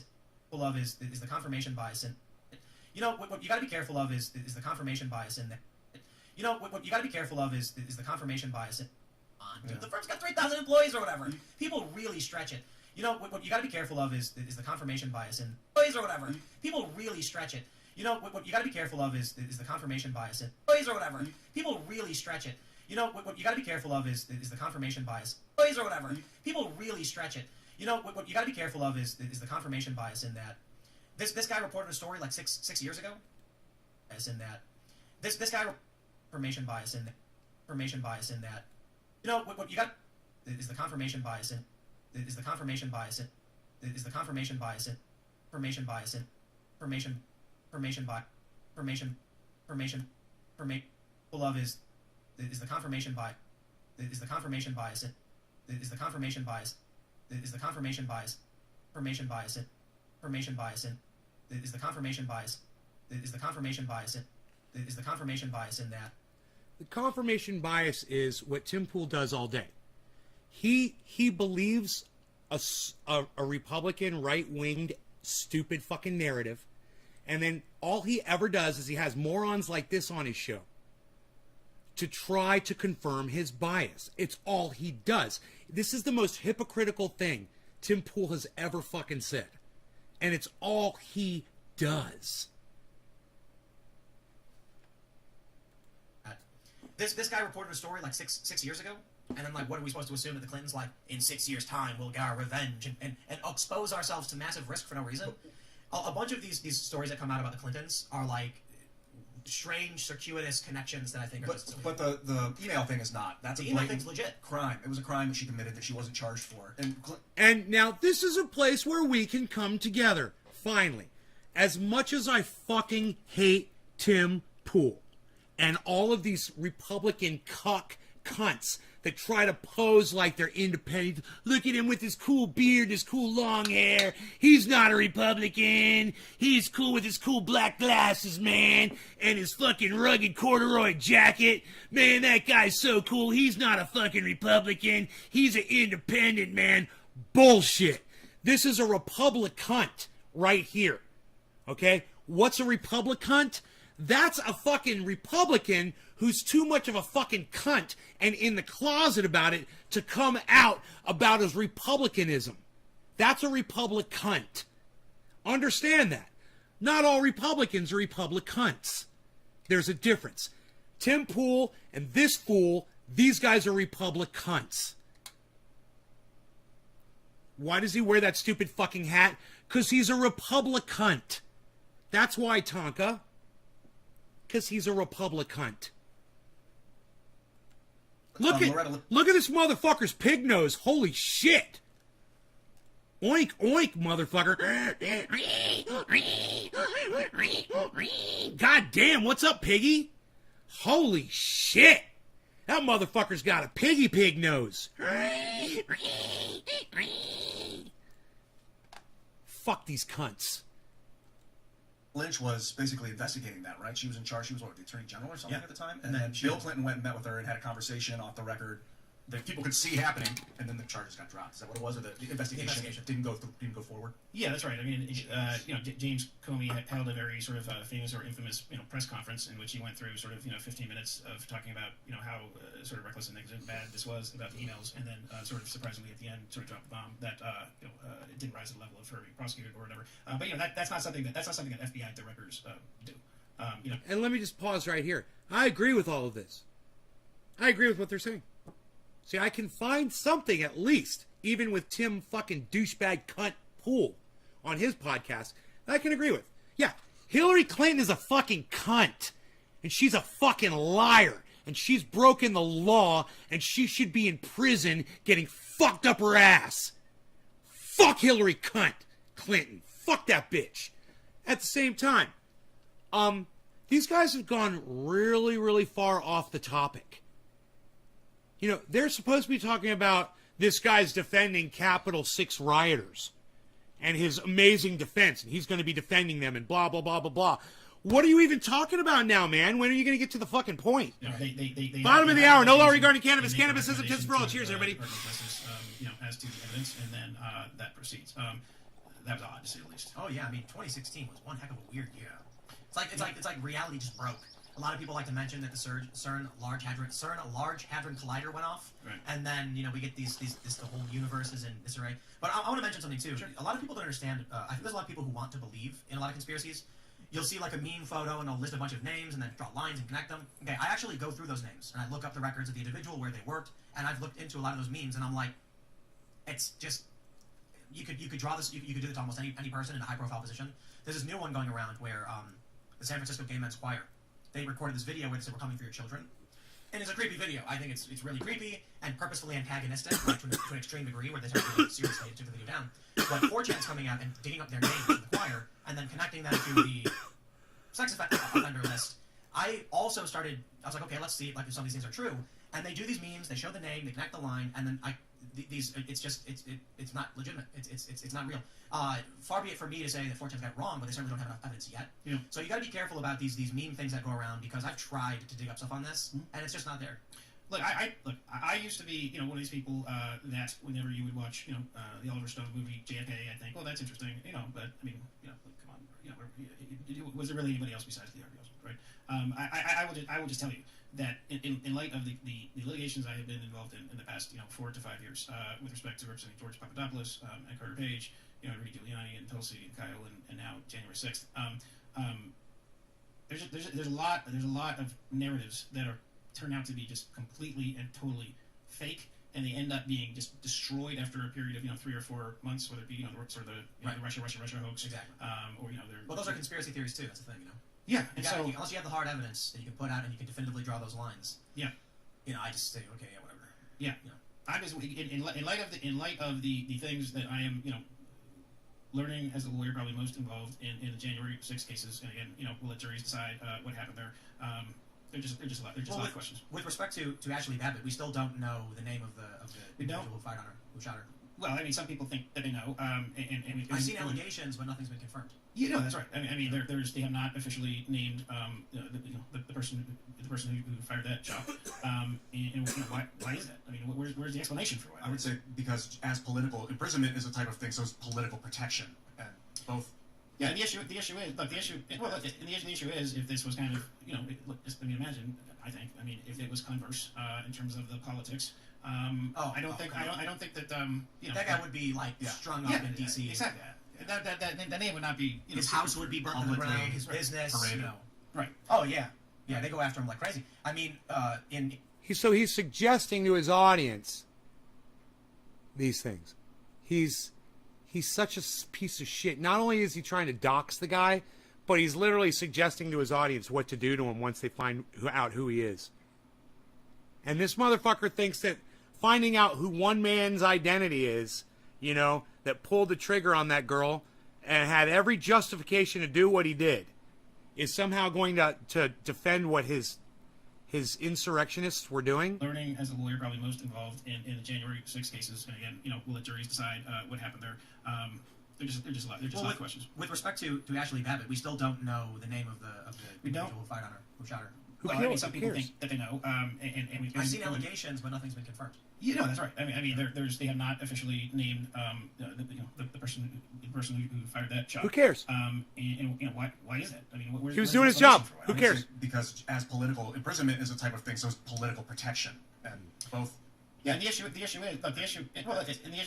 if this was kind of imagine. I mean, if it was converse in terms of the politics. I don't think that that guy would be like strung up in DC. Exactly. That name would not be. His house would be burned to the ground. His business. Paraded. Right. Oh yeah. Come on, everybody. Just look at the camera and say it, Tim. Why don't you just look at the camera and say it? Fucking piece of shit.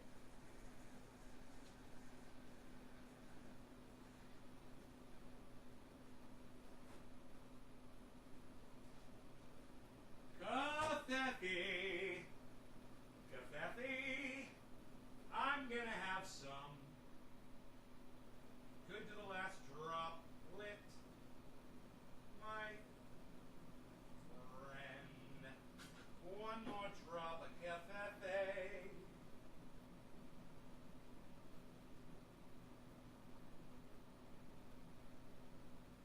One more drop of cafe.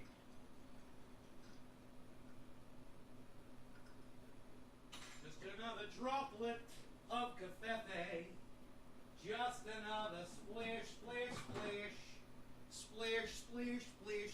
Just a splish. Just a splish, splish, splish. Just a splish. Just a splish. Hashtag just a splish. Just a splish, splish. Yeah, insinuating. Inciting. Steven, inciting violence. Political protection, and both. Yeah, and the issue is if this was kind of imagine. I mean, if it was converse in terms of the politics. I don't think that that guy would be like strung up in DC. Exactly. That name would not be. His house would be burned to the ground. His business. Paraded. Right. Oh yeah. Yeah, they go after him like crazy. I mean, there was a report from the New York Times where they went, the Portland rioters, where they're marching around, stopped at some guy's house and then started like yelling at him for him to come out. They threatened to burn down his home for simply waving an American flag. So of course we know if fuck there your was flag. A bunch of, don't do that to people that wave flags, but like when they shut fuck down your. the You tell them to go referendum fuck their flag. like, Absolutely. or they're banging on the doors and the Supreme Court Well, won't get the door open. If one of them took a hit, Yeah. Oof. Well, it's also like look at the Brett. So I guess Tim Pool's a flag-waving American. He is like a red-blooded Republican, isn't he? He's a flag-waving, red-blooded Republican. He wants to punish people for burning the flag, I bet. I should do a video just for Tim Pool where I burn an American flag. And say, hey, Tim Pool, I'm burning this American flag just for you. And you know what's funny? That's a proper way to dispose of an American flag. I've got one on top of my grow that Mark put up there when he built the thing. And I said, man, I can't believe you put an American flag on my grow. And he's like, you want me to take it down? I'm like, no, because you're going to risk your life going up there to get it. It's 20 feet up, you know? So I'm just like, it's okay. Well, the wind has destroyed that fucking flag. And I figure, we can take it down and I could burn that motherfucker and make a hilarious video. Oh, it would be so disrespectful. Oh, man. But Tim Pool would never see it. That's the problem. I could make a video, but Tim Pool would never see it. Having confirmation hearings. right, banging on the doors. They were trying to shut down that. They were trying to shut down that, and we're Insurrection. And let me touch on the insurrection idea, okay? Because that just from a legal standpoint, a factual standpoint, I mean that is nonsense. Because it is. I mean, hear me out, which is just that that's an actual crime. I mean, insurrection is a crime. Yeah. And you can be sure. Can you be charged with insurrection? Absolutely. And none of them have been charged with insurrection. Zero. Oh, okay. So Such ridiculous. so you can be sure that if the federal prosecutors felt like the elements of the crime of insurrection were met, I'm confident out of 550 cases and counting, probably going up to close to 1,000 at some point, there would be some such charge. For those that are lit. Man, people were yelling, stop the steal. That's all you need. I could prove that in a court of law. Put me in there against this motherfucker. I'll work for the United States federal government. And I will prove that the chant, stop the steal, was all that was required to prove that that was an insurrection. An insurrection doesn't have to be organized. Insurrections can be spontaneous. And no matter how that started, it ended up an insurrection with people screaming, "Stop the steal," going into offices and stealing things out of those offices to subvert democracy. Computers, paperwork, and shit like that. And they were laughing about it and smearing their shit on the fucking walls. They had an agenda, and they did have a reason for why they were there. They were trying to prevent Joe Biden from becoming president of the United States. That's it. That's an insurrection, man. You were saying stop the steal. It was an insurrection. Put me in there. If you know, the United States federal government should charge every single one of those cunts with insurrection. Let me prove it. I'll fucking prove it in a court of law. What's the definition, man? I don't even know the fucking definition of the word. Let me find the definition and see how easy it would be to prove. I'm just doing this, kids. I'm just doing this, but let me just look up the definition. I'm not that smart. Insurrection definition.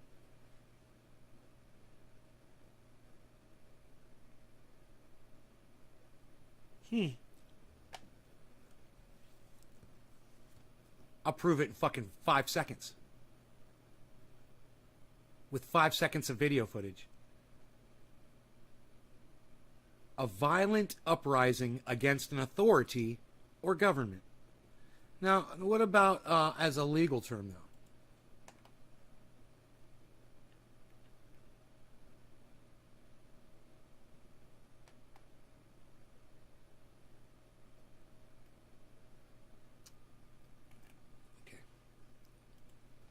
Insurrection legal definition.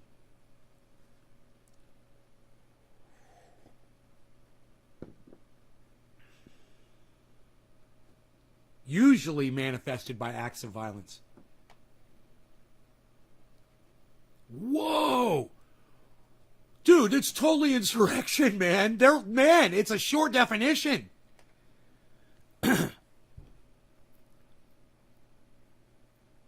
Insurrection, a rising or rebellion of citizens against their government, usually manifested by acts of violence. Under federal law, it's a crime to incite, assist, or engage in such conduct against the United States.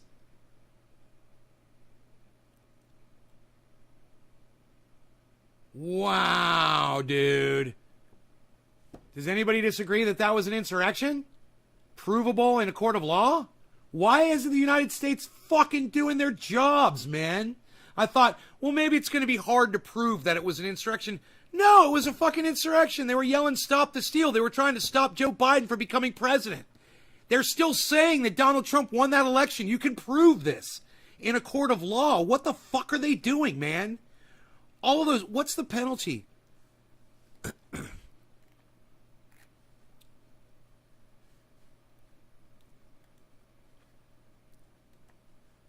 Penalty for insurrection in the United States? Treason, sedition, and subversive, whichever incites, sets foot, assists, or engages any rebellion, insurrection against the authority of the United States and the laws thereof. It's 18 U.S.C. Code at number 2383, I think it said. Chapter 115, treason, sedition, and subversive activities. Treason, misrepresentation, rebellion, seditious conspiracy, advocating overthrow of government.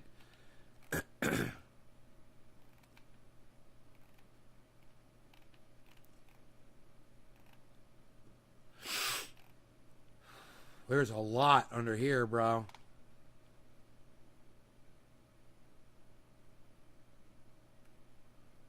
I'm looking for the punishment.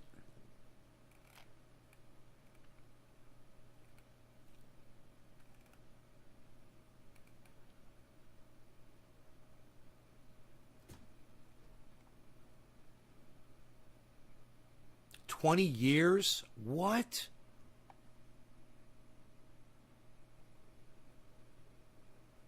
Yeah. If 2 or more persons in any state or territory, holy shit, or in any place subject to the jurisdiction of the United States, conspire to overthrow, put down, or to destroy by force the government of the United States, or to levy war against them, or to oppose by force the authority thereof, or by force to prevent, hinder, or delay the execution of any law of the United States. Holy fuck! Or by force to seize, take, or possess any property of the United States contrary to the authority thereof, they shall each be fined under the title or imprisoned not more than 20 years or both. I don't know or both means. Oh, fined, oh, under this title or imprisoned not more than 20 years or both. Dude. Delay the execution of any law of the United States? That's called seditious conspiracy, man. There's a law. It's called 2384. Under section, chapter 115, section 18 USC. Dude, it's fucking crazy, man. Why wouldn't these fucking idiots be charged with fucking insurrection? So, I read it to you, but let me put it on screen so you guys can see this, okay? Holy shit, dude. These are serious fucking penalties. Seditious conspiracy. Conspire to overthrow. Dude.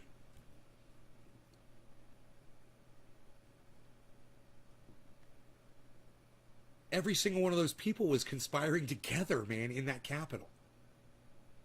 You know? It's fucking crazy. So what's this penalty here for rebellion or insurrection? Whoever incites, sets on foot, assists, or engages in any rebellion or insurrection against the authority of the United States or the laws thereof. We already figured out that this was an insurrection, right? These are the penalties for it.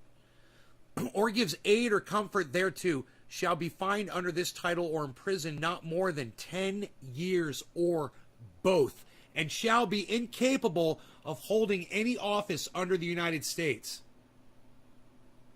So when that Josh Hawley guy went like that, that's supporting and giving comfort to the insurrectionists. That motherfucker should be totally taken. I mean, he should be tried on that alone. You know, giving his little fucking Nazi fist pump to the insurrectionists. Josh Hawley, man. It's fucking crazy, right? Yeah, Donald Trump. Totally guilty of this. And this guy is trying to convince 300,000 people per live podcast with these fucking morons sitting with him otherwise. That this was not rebellion or insurrection.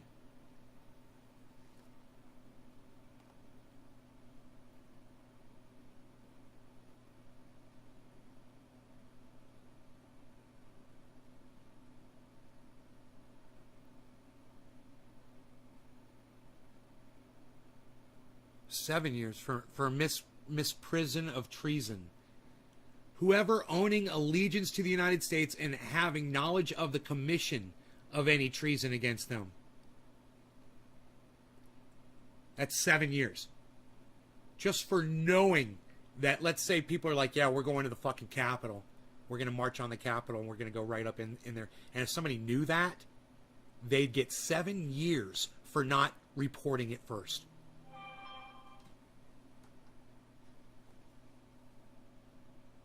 Cobra God!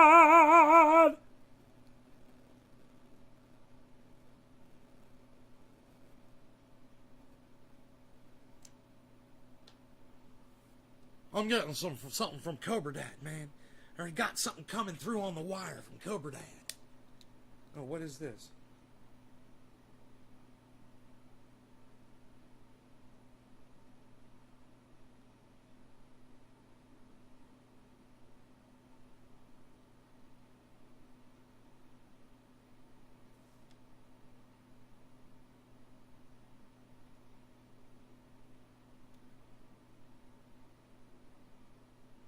Dude, you were getting recruited for your son? Dude, it says, I don't know if Cobra Dad's son name is the same as his name, but I think that the military is sending out like recruitment propaganda to people, like come join the military and blah blah blah. Let me find out, man. I told them to fuck off, and how dare they contact us to attempt to throw my son, who has a great future in his hands, into the murderous government machine.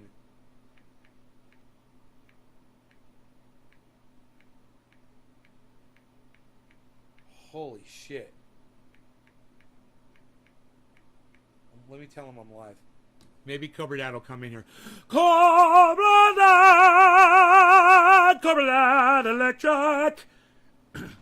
Steven, Conspirator-in-Chief. Austin Jessup. What are we talking about? We're talking about what a liar this Tim Pool guy is. Trump, the personality call. I've already caught him lying to his audience and straw manning and cherry picking and just being a straight out Republican and toting a Republican narrative. Just completely calling him on his bullshit. Listening and not watching, because we did the podcast, John held up a 0 sign. Yeah, just none. You know, we saw the Capitol Police. They're expanding nationally. I saw that. I've heard some other rumors too, but just for now, it's like they're going to have a couple offices. I have a soft prediction in that I think once they get all of the people who are actually in the Capitol, they're going to go after material support. They're going to be like, our mission isn't over. We got to track on these extreme material support. That's misprison of treason, and you guys just learned what that was because we just talked about that.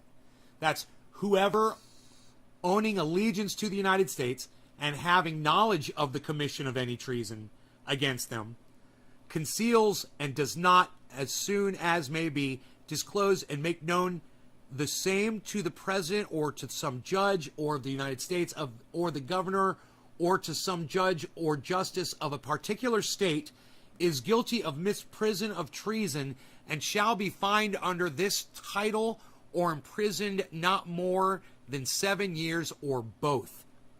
It's from 1948, that law, and it still stands today. That's that's paragraph 2382 from the same section of insurrection that I've been quoting off of. Hey, you guys, this is 420 in Newfoundland. No law regarding cannabis. Cannabism, tisms for all. Cheers, everybody. Let's listen to some more Tim Pool while we do this bong rip. Who are providing material support for these individuals who engage in insurrection, blah, blah, blah. It doesn't seem right now like there is much of an end in sight. Misprison. For a little while there, it felt like, and I'm not sure if I felt like I heard this from the DOJ or from a prosecutor at a public hearing, but it kind of felt like they were preparing to wind down with respect to rounding folks up. That they might charge another 100 or so folks. It might be 550, 600 that are charged. It seems like they're almost reinvigorated right now with respect to They need this. They absolutely need this. Well, I think look, the country's obviously the country's not going very well with respect to inflation and with respect to foreign policy, with respect to all kinds of things. So there's a narrative that we got an election year coming.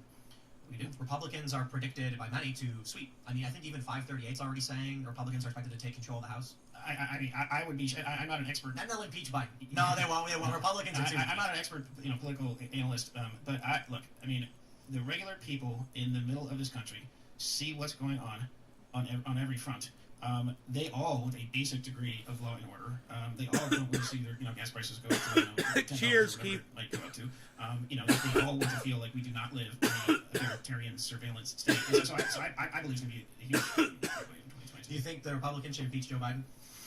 Wasn't it Marjorie Taylor Greene? She was like, she introduced a bill to impeach him already. Yeah, I think it'd be reckless to say at this point. I mean, here's the thing that's happening is bad. Look, I have no problem impeaching Joe Biden for being senile. Okay? I think they should give him a test. Like, camera, man, dog, woman, person, television. Whatever that fucking test was. And give Joe Biden a test like that. And see where he's at. Because I have a feeling he's going to fail.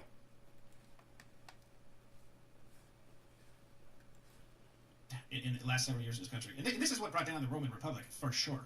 is the weaponization of criminal law to attack political opponents. Because what happens is that becomes a vicious cycle that descends into violence and retribution very quickly. Because the political pendulum will swing naturally. What's the inverse? Or what's the if Republicans don't fight back, then basically Democrats just keep wielding power unethically. Well, look, Republicans have to fight back, and metaphorically, they have to fight back, and they have to fight back, extremely hard on every front. Look, in politics is again, metaphorically, politics is a street. You got to speed them up to double speed, though, right? Tough. I'm a lawyer. I'm a huge believer in the rule of law. I'm a huge believer in our constitutional republic and in our constitution.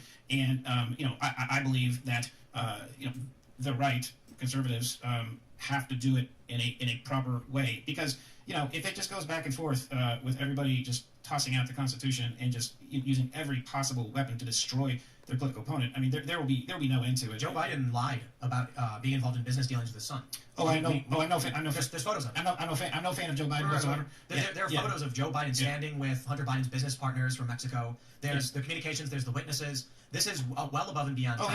We can't enter this period where we're Joe Biden lied about a couple things. How many things did Trump lie about that Tim Pool doesn't have a problem with? What was it? 30,000 lies Donald Trump told during his presidency. Some crazy amount of lies. We have evidence that Joe Biden lied and was engaging in selling his name and power, but we're not going to impeach him because then we'd look like the Democrats for what they did to Trump unjustly. Yeah, and Donald Trump never tried to sell his name and power. Yeah, no, and make no mistake. When I say, sitting here right now, for me to advocate impeachment may be a little bit reckless. What I'm saying is, I haven't... And I don't disagree with what Tim Pool's saying about Biden at all. I don't disagree. I'm just fucking straw manning him a little bit. You know what I mean? I haven't personally taken the time to look at the the hard drive and to look at the actual obviously I've heard a lot about that, and if the things that coffee's so good, man. I'm gonna put it over here and keep enjoying it. These would absolutely be good. It's 100%. Matt Taibbi dug into the Ukraine stuff. There was a criminal. There were multiple, I think at least a dozen criminal investigations into Mykola Zlochevsky and Burisma, and Joe Biden got him shut down, tit for tat. If you want the money, you shut this down. They absolutely were going after Biden's interests. We know because of that's true. What was it's the true. Confidant for the Biden family guy who came out. I don't remember his name. Googly. Matt. What was his name? Some weird name. Gugliano or something like that. Yeah. Look, this confidant comes out and says... And he seemed extremely credible, by the way. Yeah. But outside of that, because obviously I can't remember the guy's name, I'll discount that bit of evidence. But when I was covering a lot of this, I was looking at international news sources, I was fact-checking, I was looking at all of it. It is beyond a reasonable doubt. Zlochevsky flees the country. There's investigations on him. Biden says, we got to get a new prosecutor because that one's corrupt. And he wasn't going after the corruption. The new prosecutor comes in. Burisma guy comes back to Ukraine. The investigation's over. You're free to go. Your money's been unlocked. Don't worry. Papa Biden came in and saved your butt. Donald Trump gets in. Dude flees to Monaco. It's like you got to be a special kind of dumb or liar. So we look at what Donald Trump was accused of. Please investigate this crime. We must impeach him. They impeach him over it. Yeah. Now we actually see the photographs, because of the laptop, where Joe Biden is standing with his son's business partners. What did he say to us? I have never talked to my son about any of this stuff. It is beyond a reasonable doubt, based on the investigations that I've done, and there's still so much more evidence from that laptop that has not been released. I think Republicans, the first thing they should do is they get in and impeach the guy, and then let it all lay out in court. If I'm in Congress in 2022, I think there would be a very favorable ear coming from me on that front. So Matt Taibbi's no conservative. And he investigated this, and he said the claims that there were no investigation of this are just wrong. Like, none of these people actually did any legwork. No, it's obvious. Mm-hmm. What did Twitter do with the laptops? That's where I was going to kind of go with this. They're obviously lying. Well, look, it's to the point where I think it's criminal conspiracy that the big tech companies are involved in, likely with foreign powers, to decide to just cover these things up. I mean, for them to make the New York Post story about the laptop just go completely dark for whatever it was, a couple weeks or a month before the election. A couple weeks after. Yeah, what is that other than blatant interference with the election? Domestic, that they're colluding with domestic powers. Would that also be criminal, or is that legal then because it's American CIA or whatever? I gotta tell you, it's not my field of expertise with respect to the law or anything, but what it certainly it's got to be in violation of some federal criminal statute for a private entity to intentionally try to cover some of that stuff. It's almost over. As I speak out loud, hang in there. It's like got just a minute left. Before, which I think is probably a good one, is that it's actually a campaign finance violation. Because and I think there have been lawsuits 2 minutes. filed about this because they are, and again, I'm not a campaign finance expert. At high certainly speed. what it seems to me is them providing an in-kind contribution to the campaign that is, I assure you, was probably not reported. And it was probably worth. I think it'd be more criminal. Suppression is different from promotion. If they're promoting an ad about Biden for free, then you can argue they're giving an in-kind donation. Suppressing negative news, that's something else. That is causing. I mean, you got some civil. So a conversation that was supposed to be about this guy defending insurrectionists at the Capitol has turned into a conversation about Joe Biden's criminality throughout history. Which, hey man, I agree, but what's the defense for these fucking these insurrectionists that you're supposedly defending? Oh, that's right, you didn't have one. You had no defense that you could share. I suppose, with harming the New York Post under false pretenses and defaming the New York Post. The New York Post should have sued for defamation when they said it was hacked materials, and the Post said repeatedly it was not hacked. They absolutely should have, and obviously, They still can, right? It's not been that long. Yeah. What's the statute of limitations? It differs by jurisdiction. Sometimes it's a year, sometimes it's 2 years. Still got time. Certainly at least a year. But yeah, like talked about, people like James O'Keefe have started to step up and start to sue these companies. It's got to be those big organizations that have resources to do it because regular Americans can't do it. Thanks for checking out this clip from the Timcast IRL podcast. Oh, shut up! I fucking hate you, Tim.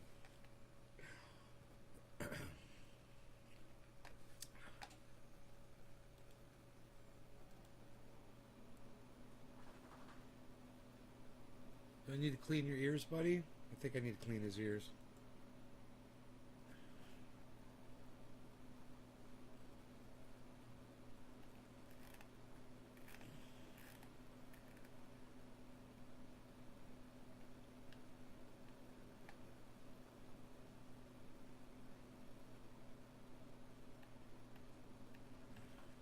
Aw, bees. Beezle, let me see those ears, buddy. Come on, bees. Let me see those ears.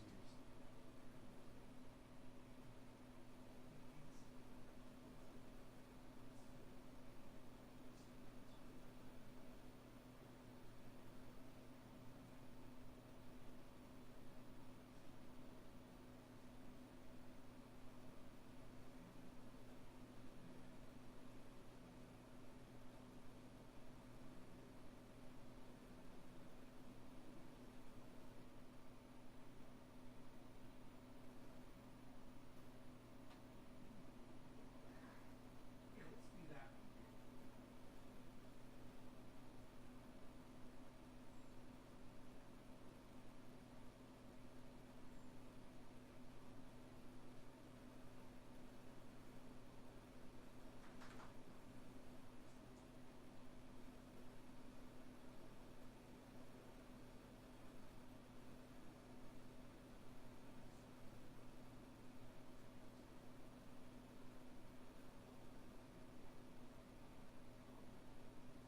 Sure.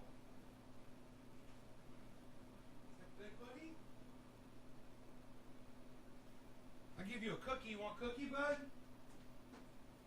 Oh, I got a cookie for you. I got a cookie for you. I got cookies for you. Cookies for you. Yeah, come here. Cookie. Cookie. Cookie. Cookie. I just realized the error of my ways. I gave him a cookie on the couch. There, he's dropped most of it on the floor. He's going to have to get down there. What's the latest update on the situation over in the Middle East? Austin, you talking about Israel-Palestine situation? Free Palestine?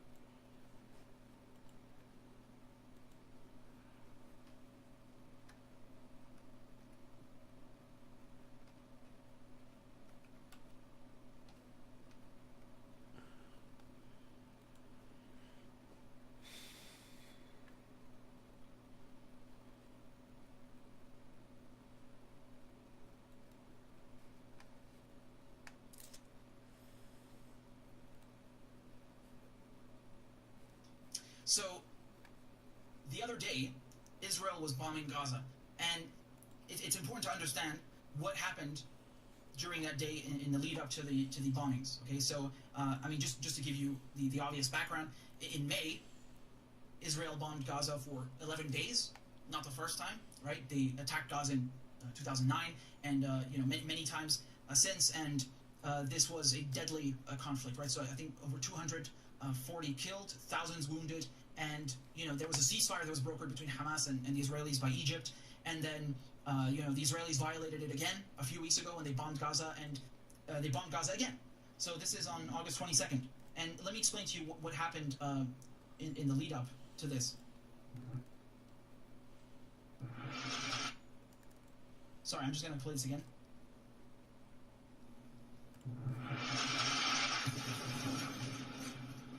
So that's just a little bit of footage from what happened. But earlier that same day, so I'm reading to you here from my thread on Twitter.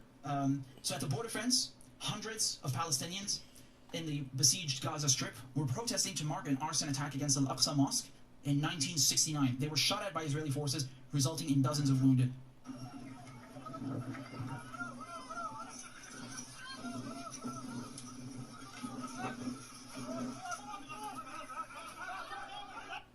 So again, I'm not sure how much I can show because this is the thing with YouTube. You want to report on crimes by police, by Israelis, and it's like, oh, you can't show it, even though it's right. Not if it's the for Israelis domestic doing purposes, it. it doesn't work. So in any case, you get the idea, right? And I don't want to show the pictures again because of YouTube. I'm not sure, but I'm just going to read you what I said here. Over 40 Palestinians wounded. Al Jazeera reports that 2 Palestinians, including a 13-year-old boy, were shot in the head by Israeli forces, and those 2 Palestinians are in critical condition. So there were some photos from Al Shifa Hospital, and Al Shifa Hospital. This is this is very important to understand because this is the main hospital in Gaza.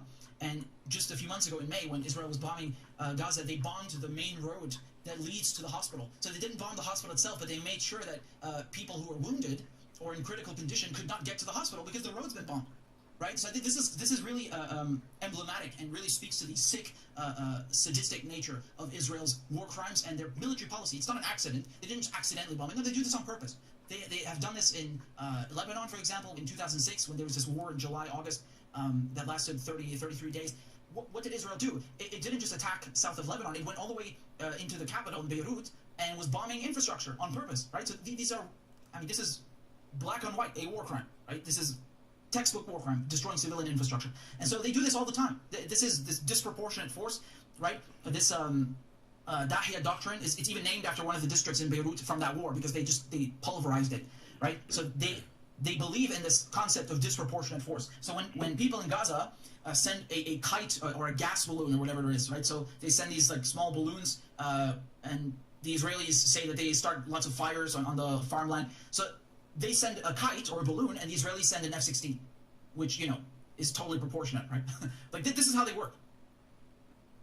So, something very, really crazy happened here. And I'm going to read you the caption before I show you the video. Cell phone video shows Palestinians trying to fight back by throwing rocks and attempting to snatch an Israeli guard's rifle, whose barrel can be seen sticking out the wall, right there. See where the mouse is? Someone is seen firing into this hole with a pistol. And Israeli media reporting that one Israeli guard in critical condition. So take a look at this video.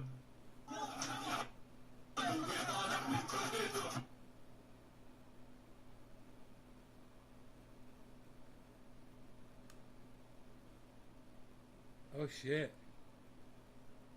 Right. So someone filmed it from another angle as well. You can see here. See that they're trying to snatch the sling on his rifle?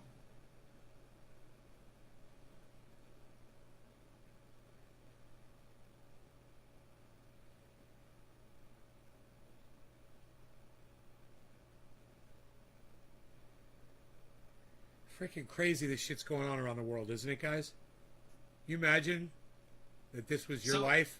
You understand what's happening, right? The Israelis, they are perched inside this tiny hole and shooting the entire time. And this guy came in with a pistol and shot the sniper. So this Palestinian guy, he shot the Israeli sniper. Now, the Israelis, if you recall in 2018, 2019, Palestinians would come every Friday after the prayers. They would come to the border fence And again, when we say border fence, like, no, this is not Israel's border. This is Palestine. So anyway, they would come to the border fence, this giant fence that the Israelis have erected, and they would protest. They would just protest for the right to return, because as you know, in 1948 you had the Nakba, you had millions and millions of Palestinians who had their homes stolen from them. So millions of them left Palestine as refugees. They were driven from their homes. For example, my cousin Roni, his grandfather is one of them. He was driven from his home in Palestine and he went to Syria. And Jordan also has a lot of Palestinians who went there. And of course, there are other Palestinians who were displaced internally in Palestine, inside Palestine, who are still there, and they're also refugees. And this is the Nakba, the disaster, the catastrophe. And the Palestinians in 2018, 2019, they're protesting. They just want to go back to their homes. They want to go back to their homes. They even have some of them even have the keys to their homes. Some of them are even still alive from the ones who kicked out. This happened in 1948. It's not that long ago. So they just want to return. And what did the Israelis do? They shot at them. They shot at them. So you know how the U.S. and the West, they always talk about, Bashar al-Assad, the Syrian regime is cracking down on protesters, right? And then they say the same thing about Cuba. They're cracking down on protesters. And when Israel is literally killing Palestinian protesters with sniper rifles, and not just killing them, also crippling them on purpose, not a word. Not only silence, but the U.S. gives them more money to pay for this, to pay for these atrocities, these war crimes. Bitcoin's right? at 47,100. This is what you get. This is what happens, right? Scores of Palestinians who are crippled, wounded, disabled for life. Dude. On purpose, right? Remember we were talking about disproportionate force? Here's an article in Haaretz, which is an Israeli newspaper, and the headline reads, 42 knees in one day.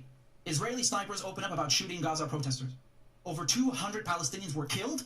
200 Palestinians were killed, and nearly 8,000 were injured during almost 2 years of weekly protests at the Israel-Gaza border. 200 Palestinians killed, 8,000 injured. I mean, they killed so many people. One of them, Ruzan al-Najjar, she was killed too. She's a medic. They killed her too. They shot her dead. Right? So how old was she? 20. And she's a medic. And she's not the only one, right? I think she was They targeted. killed so many people who are clearly labeled as medics. The Israelis, they've shelled the UN even multiple times. So, I mean, my parents were in the UN in South Lebanon when it was still occupied by the Israelis. And they've seen them themselves, how this happens, right? You had like an Israeli tank that almost ran over my mother. You had the Israelis shelling UN positions in Lebanon. They've killed UN personnel in Lebanon before. I think this is in 2006. Not the first time in 2006, but the last time it happened, I believe, is in 2006, right? So they shelled UN positions, and then they're like, oh, we had no idea. We thought those were terrorists. Like, they have no clue, right? They even killed UN personnel before that, and in Palestine, UNRWA, which is the UN agency in Palestine, they bombed those schools belonging to UNRWA, right? So there was one instance they injured like 200 children or something. They bombed, I think, 17 facilities belonging to UNRWA in, what was it again, 2014? So the Israelis don't care if you are a medic, if you are a journalist, if you are United Nations, they will fucking kill you. Because that is who they are. And the United States will give them the weapons to come kill you and shoot at you. And she's one of the victims. And so you have the Israeli sniper here in this article talking about how he purposely would shoot at Palestinians in the knees. And this is exactly where this was happening, right? So I'm just trying to give you context about what happened at this border fence, where this took place, this video that I just showed you. This is the same area where you had these protests, right? And so this guy, so I mean, you can understand when you have a sniper who's shooting at you with live ammunition, well, you would try to stop the sniper, no? I don't see why anyone should tolerate having a sniper shooting at them for just standing in their own land and trying to go to their land. This is a war crime. This is murder. And so, in any case, this is the picture of reportedly this Israeli is injured critically, and Nasrallah gave a speech actually about this, and I'll see if I can forward to the part where he talks about it. Hold on. على مشهدك دقيقة بس. مشهد الحيط بغزة جدار واللي فيه فتحة يعني جدار وباطوني عالي وفوق. I wonder if Richie understands what this guy's saying. وشريط شائك. Yeah, so he's saying there's a very big wall and he does. On the border with Gaza, the border fence, and there's a tiny slit, there's a tiny opening in the wall. وراء تلال وغرف محصنة ومخليين بس. And armored rooms, bunkers basically. فتحة. And there's just a small opening. الجند الإسرائيلي رشاش. And through which the Israelis fire their guns. والشباب الفلسطينيين في وعيان الشباب بيوصلوا على الحيط وهم مع عزل وبيخططوا انه كيف يسحبوا البندقيه Hi, Kristen. Missed you too. ماشي عليه او Yeah, and so the Palestinians, they came there and they're trying to figure out, they're trying to plan how to, disarm the Israelis and get rid of the thing with throwing, the sling. As you saw, they're trying to throw Big, something over the rifle. Like there, for example, you see, trying to snatch it from him. يسحب العلالة يسحب. but you guys, Bitcoin is down to 47,050. 40. 50. 47,000. It's under 47.1, guys. This could be a huge drop. It's still headed downwards. I'm keeping my eye on it for you guys. منه البندقيه ولما ما بيقدر And when you منظر couldn't, هذا المسدس الشاب اللي حامل مسدس the photo of the guy holding the pistol, so this picture down here, عم بيقوس على الطلاقه للجندي الاسرائيلي. he shot at the Israeli through this tiny slit. هذا المشهد لازم يدخل التاريخ. This photograph, this image should be in the annals of history. This is a historic moment, basically. هذا بيعبر عن ثقافي، بيعبر عن إرادي، بيعبر عن This conveys or shows, culture and, strong will or willpower, عن إرادي، بيعبر عن روح، soul, spirit, بيعبر عن أمل، hope, بيعبر عن أفق في هذه المعركة. right?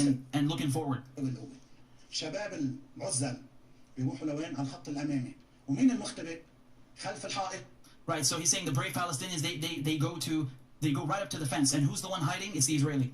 والشريط الشائك والغرف المحصنة. Who's the one hiding in the, behind the barbed wire? Who's the one hiding in the concrete fortified rooms and the bunkers, basically? Who's hiding behind the wall? والجبال من الرمال، مين المختبئ؟ And the sandbags. الجند الإسرائيلي المدجج بالسلاح.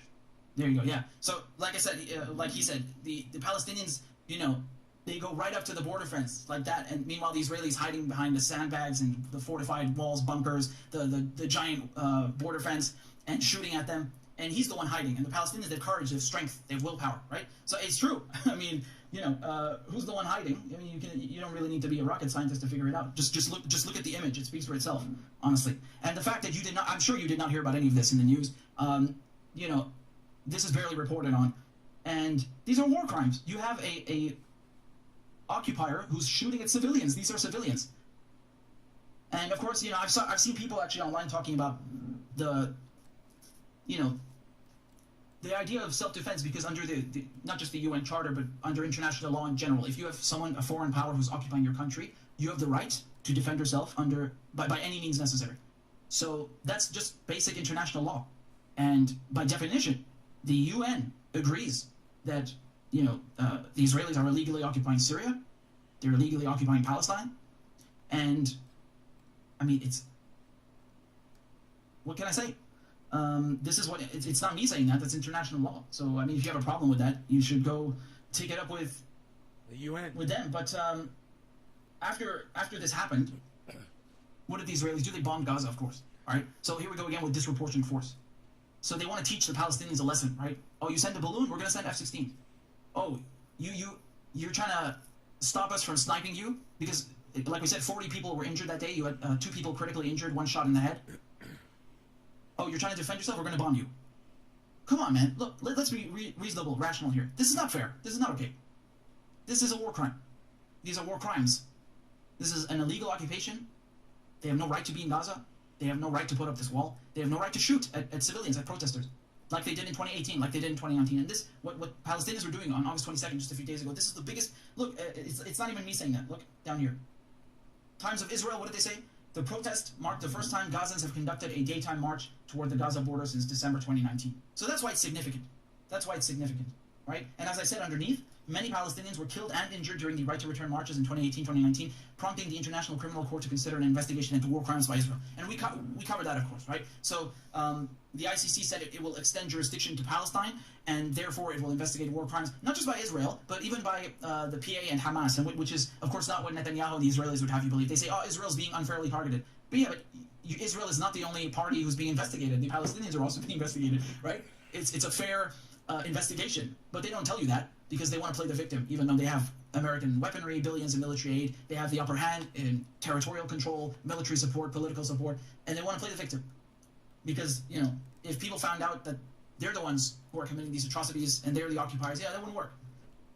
So, this is really emblematic of how the Israelis operate. They have this mantra of disproportionate force, this Dahya doctrine, and that if you try one little thing and you try to defend yourself, we're going to shit on you, we're going to come bomb you, and we're going to kill you and shoot at you. It's insane, right? And they leave Palestinians no recourse. So they say that BDS is not allowed and it's not okay, and then they say that anyone who resists or defends themselves is a terrorist. Like, what are Palestinians supposed to do? Like, what are you offering then? What kind of recourse and path is there? And it's not just Palestinians. Like, I think people forget that Syria is also being illegally occupied. Israel is sitting on the Golan Heights almost as long as it's been occupying Palestine. So Palestine from 47, 48 until now, and the Golan Heights in 67. There's a 20-year difference, right? And that's almost 80 years. No, not 80 years. What am I saying? It's almost 60 years. So, this is also valuable for Syria in terms of water, oil, a strategic military point. It doesn't, like, even if there's no oil there, even if there's no water there, even if it's a goddamn 1 square meter, they have no right to take it. Do you understand? I don't care what's in it. Just because something has resources in it does not mean that it's, it's necessarily, well, it is worse, obviously, but even if there's nothing there, they have no right to take it, even if it's an empty patch of land. You get me? Like, it's about respecting sovereignty. It's about respecting independence. And they don't. And of course, this is nothing compared to what they're doing to Palestinians. Of course, it's not comparable. But it is another example of how they are illegal occupiers. Do you understand? This is important to get across. And yeah, like, you didn't hear anything about this in the media, I bet you. Did you? Nothing. Nothing. Israel bombs Syria every week, and they barely even report about that. They're tired of it, right? It's like, oh, again? Oh, okay. Same thing with Gaza, right? They just go and bomb it. No one does a thing, not even the UN. They're useless, right? They can't stop the Israelis. They won't stop the Israelis. And that's the problem when you have permanent members, like, any permanent members who have veto power on the UN Security Council. You're never going to get anything done because, America is always going to defend them. And yeah, it's flawed from the beginning, unfortunately. Even if it's perhaps well-intentioned, it's not going to work like this. So they're not doing anything. And the media, who should be a fourth estate, is not doing anything. They report about it sometimes, but not really in a way that is, causing any change, which would be what the media should do. And also, even when it comes to, NGOs like Human Rights Watch, like, they look at May, a few months ago, and they try to make it look equal, like as if the Palestinians are equally as violent and guilty and aggressive. What? No, it's not equal whatsoever. And they always use... He makes really, really, really, really, really, really, really good points, guys. It's hard to disagree with him on almost anything he says. And the reason why is because most of what he says is not opinion. Most of what he says is just reporting the news of what's going on. It's hard to argue with that.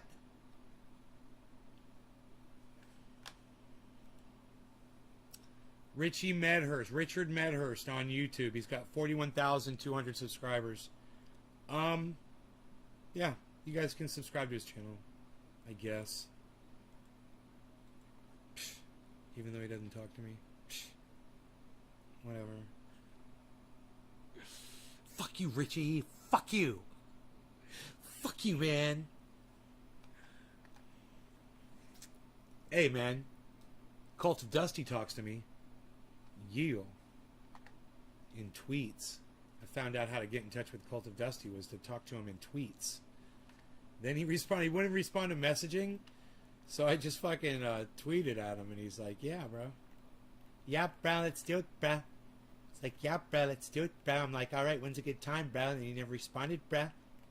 When's a good time, bro? When you want to do it, bro? Yeah, next time I'm gaming on Twitch, we can do a Discord chat. I was like, yeah. When do you game on Twitch? I was watching tonight until it started lagging, so I switched to YouTube. He hasn't responded.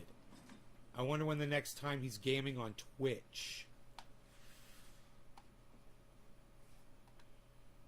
I wonder if I just open up Twitch, if he'd just be there,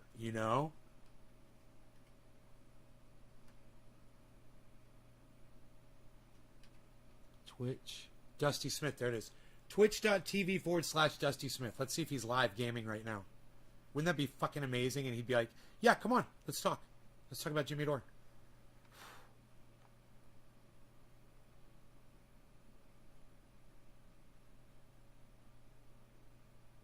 18 hours ago he's broadcasting. Parents threaten to kill school board members. Spike Lee is a 9/11 truther 4 days ago. Okay, schedule.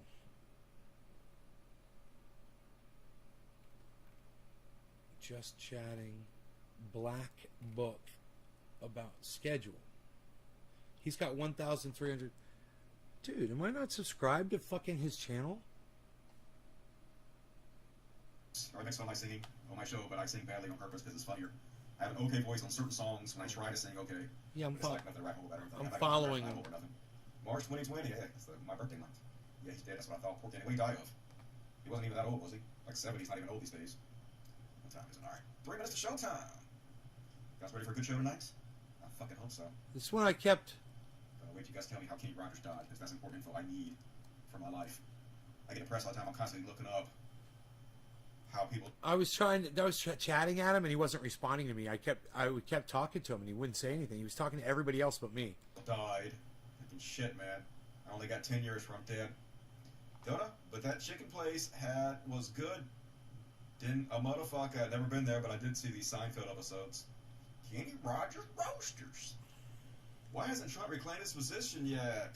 Part of his master plan. Just wait. He's got to lull everybody into a false sense of security so that he can round up all the deep state at the same time and murder them all. Oh, cancer. He was 81. All right, well, that's about the age you're supposed to die, I guess. But, not me. 200. Dude, is Kip Boga live right now? Dude, Kip Boga's live. Holy shit. Hello? Dude, of course Twitch sucks.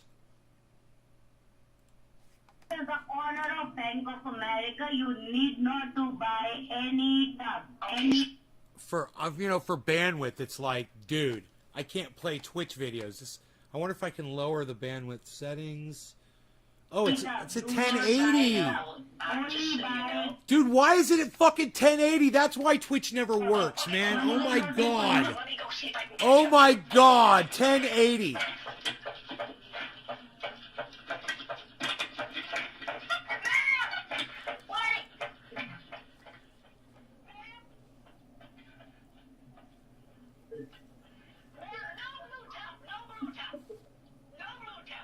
He's so funny, he makes just a spectacle. Look at his chat going crazy. What color top do you need?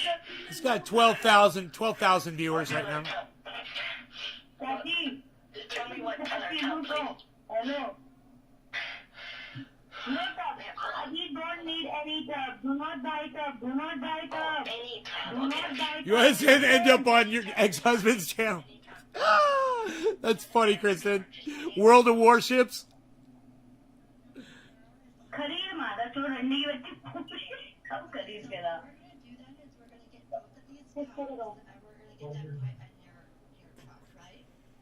Yes, doesn't matter the color.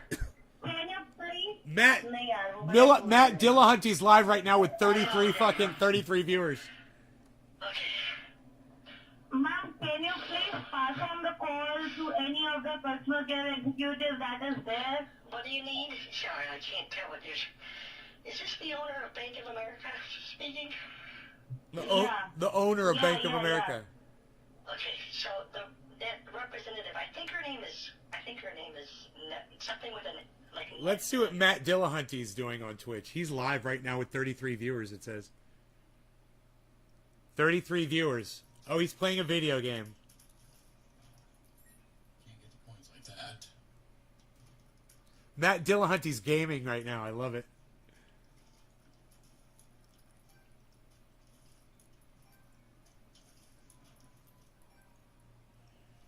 How big are we going to get? Coin beggar? Sure. I wonder if it's... There's nobody talking in his chat? 35 viewers. Yep. Up here somebody said something. What are you having for dinner, Matt? GTA with volume up to 11. You can change gender whenever you're... He's reading the chat. With volume up to 11. not sure what you mean by volume up to 11. What are you having for dinner? I haven't even thought about it. I had a piece of pizza a little while ago. It's 1:30 p.m. Wait, let me see what the quality 480. I got it at 480. Let's put it 360. 360 is pretty clear. Should run pretty smooth with my shitty fucking internet. So Matt Dillahunty's playing. He's got 35 viewers and nobody's talking in his chat, really. It's funny. I've had him on the show for an interview. You guys can check out the interview. It's probably at naysgarden.com.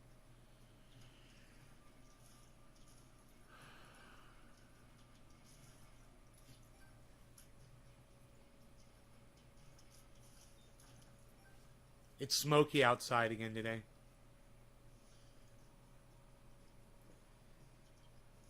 I mean, I'm on my own tonight, so I'm more interested in... I don't have a co-host for tomorrow night yet. Unfortunately, everybody that I reached out to was otherwise occupied, and while I can and have done the show on my own, I like it better when there's somebody there to talk to. I should tell him I'll co-host with him. If I just wanted to do stuff on my own, I could just sit here and keep streaming. But my other guests were busy.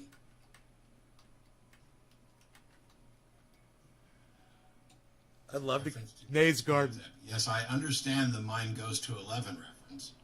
I'm saying, when you say Saints Row is like GTA, but with the volume up to 11, I already think GTA's volume is at 11.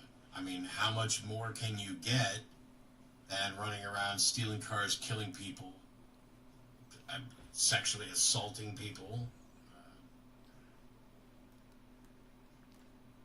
This should be interesting. I don't know what the up to 11 would be. I'll co-host with you. My Slavic accent is so funny. I'll co-host with you. He ran right over it. I'd rather not get into accent shaming. But thanks. Nays Garden. He didn't even recognize my name.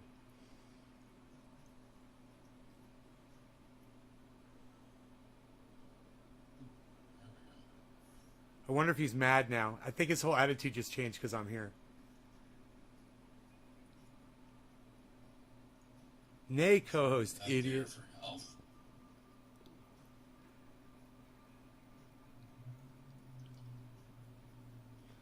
Looks good, Nay. When do we get to see you play some games?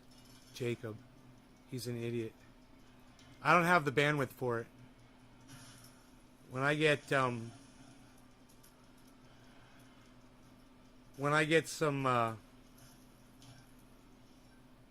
That's the second time it's given me Guppy's Paw, and I don't want Guppy's Bandwidth. Paw. Guppy Paw is useless for keeper.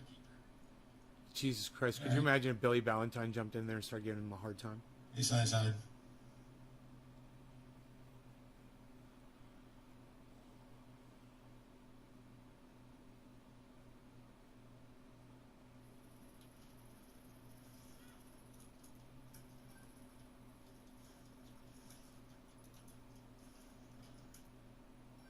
I think he's just realizing who Nays Garden is. You know, he looks uncomfortable. He's not. When we first came in, he was all happy and shit. Now I'm in, and he's got that same fucking thing going on when I interviewed him. You see that? It frown. It's like he's frowning now. Hello. This is Romeo. Calling from a jackpot telephone. Don't be sad, bro. The Department of Education's Civil Rights Office is investigating Oklahoma and Florida State preventing mask wearing violates the visibility rights of high-risk students.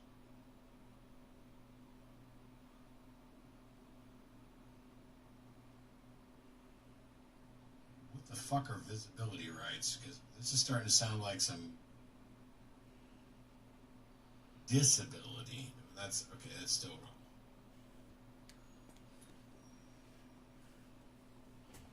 Preventing mask wearing violates the disability rights.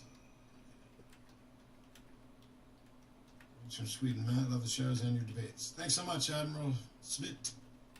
Disability. Sorry, I'm feeling sick and it makes, but it's fine. I was trying to figure out what it, I was like, visibility rights. That sounds like some fucking super lefty bullshit that even I would object to. You're violating our rights, but how dare you have an abortion? How dare you have an abortion? That was mine, by the way. Yeah, it's hard to tell in some cases whether they're preventing mask wearing or mask mandates. I thought these guys were preventing mask mandates. But preventing a mask mandate also might violate disability rights. If you've got someone who's immunocompromised and you say that we can't force the people around them to wear masks, now you're putting them at risk. Is a booster the exact same thing as a vax?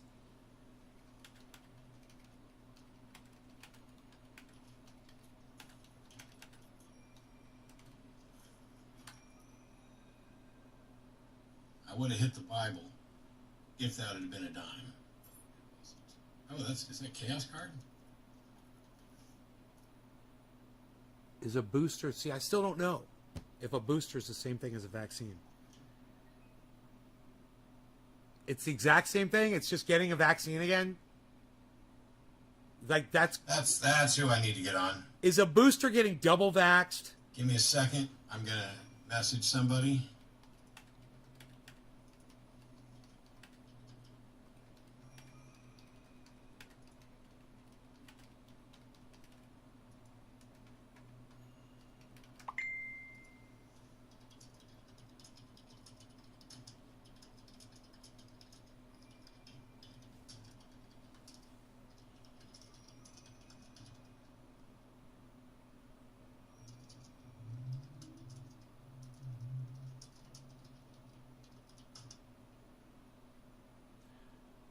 Boosters are to remind your immune system. Oh, so they are different. So they are slightly different.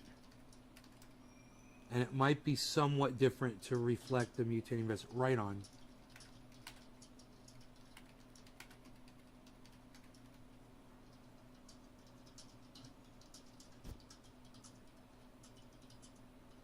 I think that's Matt talking to me under the name Julie1013. No. No, it's not. I wonder who he's talking to. Okay, I have officially invited someone else.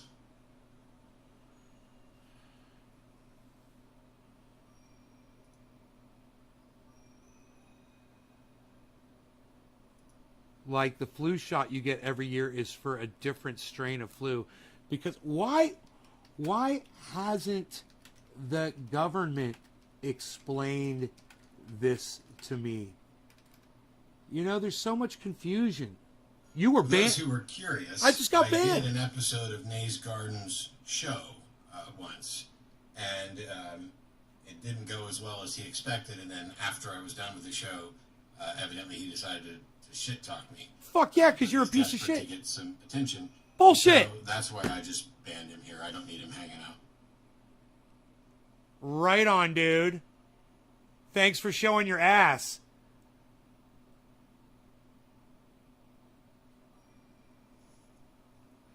There you go. Because I decided to shit talk him. Dude, you came on my show and fucking disrespected me, man, like a fucking piece of shit. Are you kidding me? I'm just glad he fucking heard me. And you know what else? All I tried to do was offer him some fucking triage oil, and he treated, and that was what it was about. I don't know about the whole shit talking thing. Basically, it's just me defending myself against him being a douchebag to me. Right?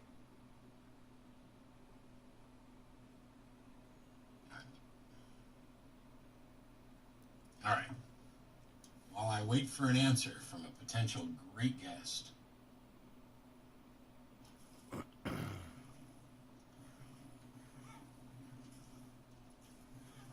Wow.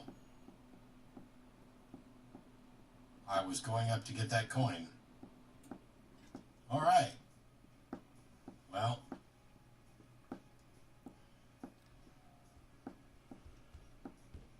Making progress on what causes long COVID?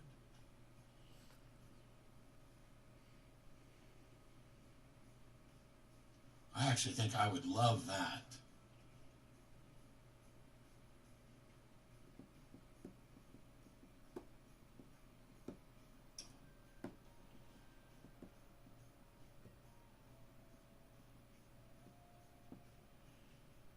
He could have, you know what he could have done? He could have completely just confronted me about it right there. We could have talked it out. And like, what? What did I say about you? Did I say something that wasn't true about you? Oh my God, we're definitely going for the sausage. Besides calling you a fucking dumbass, did I say something about you that wasn't we have true? to buy it. Son of a bitch. So there's 30 cents worth of stuff I want. Enjoy your game, buddy. Enjoy your video game, man. You know, Jesus fucking Christ.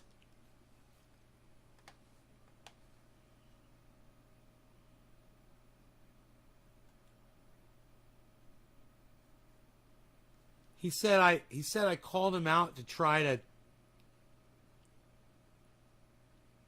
to increase my viewership. Is that what he said?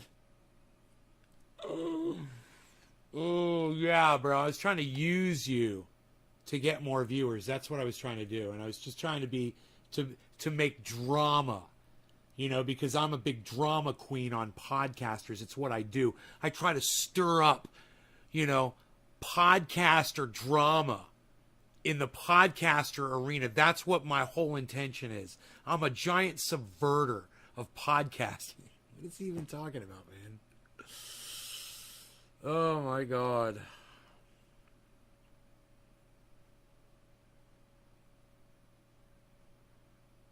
Man, I wish Billy saw that. He'd laugh his ass off. Neil Sean liked 2 of my tweets. What? What, dude? Neil Sean, dude, from Journey, man. Liked 2 of my tweets, man. What the fuck, bro? Dude, Neil Sean liked 2 of your daddy's tweets, Rogie. Dude, Neil Sean, man. Don't stop believing. What? Dude. Oh my God. Oh my God. Dude. Neil Sean liked 2 of my tweets, bro. I told him I'm using a stereo DBX compressor on my dual mics for podcasting because I scream a lot. I think one might help you keep that backing track from distorting. Your playing is inspiring. Dude, his playing is so fucking inspiring and melodic. It's all the Journey, just the Journey guitar soloing alone. It's all he would ever need, but you can go watch him all the time. He's always putting up material on Twitter. He's awesome. Neil Sean Music, at Neil Sean Music, NEALSCHON Music, all one word, on Twitter. You can watch him rocking his guitar. Thing is he's got it loud and his microphone can't handle it. So I told him, you know, because I'm an audio engineer. I used to own a recording studio, for those of you guys who don't know. And I've got right here I've got a compressor right here. See this? This DBX compressor that I use. And even though right now it's probably not plugged in because I haven't fucked with it in a while, it's definitely, if you're trying to put music, you know, when me screaming and it distorts, it's okay for the most part. You guys still hear what I'm saying. But if I was using that compressor, it would totally stop the screaming distortion when I'm really loud. When he's trying to put music out there and his backing track has got bass in it, whether it's a kick drum or a bass guitar or a guitar or whatever, and it's just too loud for his mic, it distorts. And while you can hear what he's doing on the guitar, the backing track is distorting, especially like when it's kicking. So I told him, man, that's what I use. I use the DBX compressor and my mics, and you know, it's to help keep the backing track. He liked it, man. And you guys, none of you liked those. None of you went on my Twitter. You guys could also like my tweets that Neil Sean from fucking goddamn Journey liked my fucking tweets, and you guys didn't even like them. None of you did. Tweets and replies, guys. Tweets and replies. I said, brother, your music has changed my life. Thank you so much. He liked that tweet too. It's like I want to call my sister and tell her. Where's my phone at? I'm calling my sister to tell her. Hey, you guys. I love you all. I think I'll call my sister. You guys can hear the conversation. I don't mind. I'm just going to call her really quick and tell her.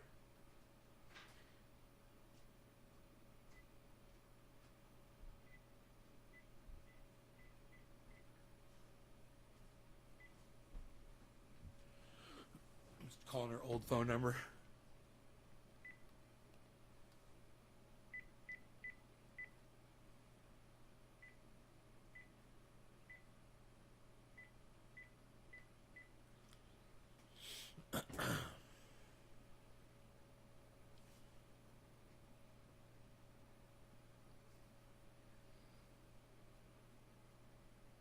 Hi. So the coolest thing just happened. Neil Sean is the guitar player from Journey. He's got a Twitter account, and he's always like playing guitar and making videos and putting them up on his Twitter account. And I was watching the other day, and I noticed, I really enjoy him, but he distorts because he's running through some kind of a microphone that can't take the how loud his audio is in the room that he's performing. So I tweeted at him and I said, I'm using a stereo DBX compressor on my dual mics for podcasting because I scream a lot. I said, I think one might help you keep that backing track from distorting. Your playing is inspiring. And then I tweeted him an hour later. I said, brother, your music has changed my life. Thank you so much. And he liked both of my tweets on Twitter. And I'm like, I'm flipping the fuck out. So,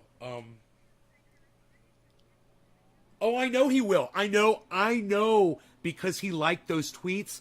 I know he goes back and he listens to his recordings and he's probably like, man, how can I get these so they sound better? I know, because he's a guitar player and they all use compressors, and he's going to be like, he's going to grab a compressor out of his guitar rack, and like I did, and he's just going to put it right on his mics, and he's going to be like, oh my God, why didn't I think of this before? And I bet you the next recording he puts up, it's going to be perfect. I can't wait.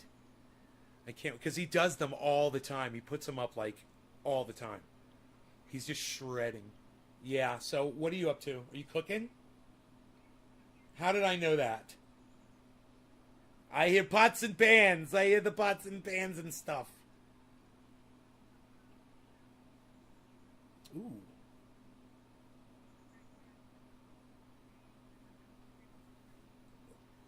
That sounds nice. I weigh 175 pounds. Isn't that great? I've been putting on muscle, so I'm gaining a little weight. Yeah. I've been doing push-ups. Yeah. I can do 10 at a time. She's like, oh, okay. She's not impressed at all.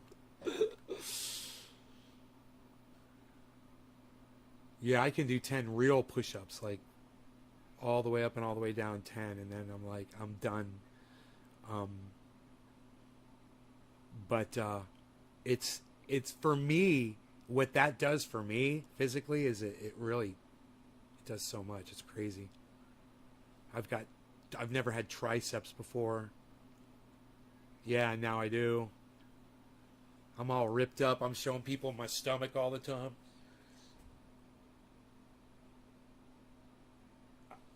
I've got like my upper chest, it's defined now.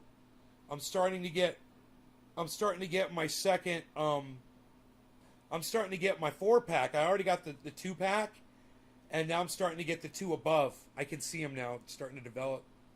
I'm excited. Yeah, but I know I got to lose some more fat off my midsection, so I might cut a little bit of carbs out, a little bit more. I found these freaking Kind bars. Oh my God, that are listen to these though. Okay. We all know about the Kind bars, right? Okay. They're the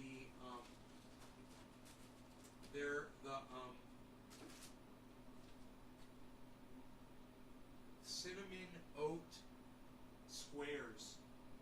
They look like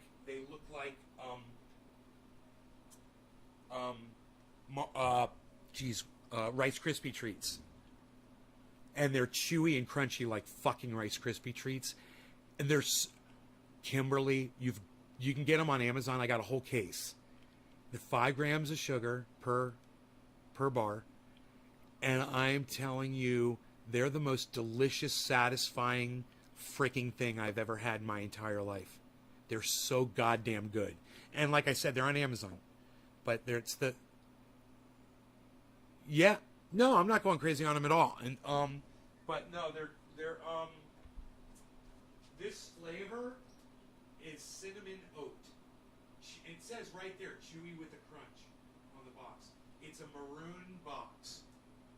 Maroon and black. You must get at least a box and try. And you are going to be like, holy shit. See, it doesn't take more than 5 freaking grams of sugar to make something like that. And it's got 10 grams of, it's got like, I guess it says 5 grams of added sugar, but it's got like 10 grams of, I don't know.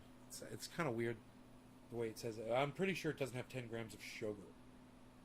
Oh, it's 10% of your daily sugar intake. That's what it is. It's 5 grams of sugar, 10% of your daily intake. Yeah. Which should be, your daily intake of sugar should be freaking 0. What? Calories. Each bar has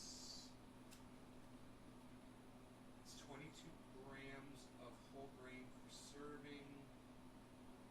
And the calories are 140 calories. And I'm telling you, it's satisfying as hell. It's like a freaking dessert.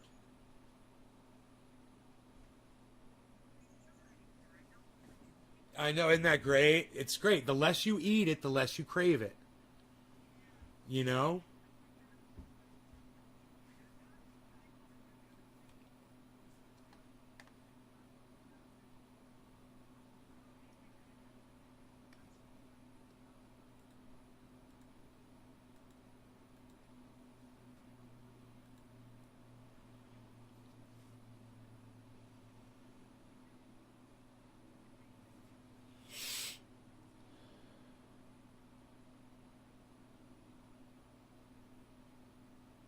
All right. Everything is great. Rogi's doing great. I'm keeping his ears nice and clean. It's smoky outside today. Freaking smoky. Right out in my yard, I see it.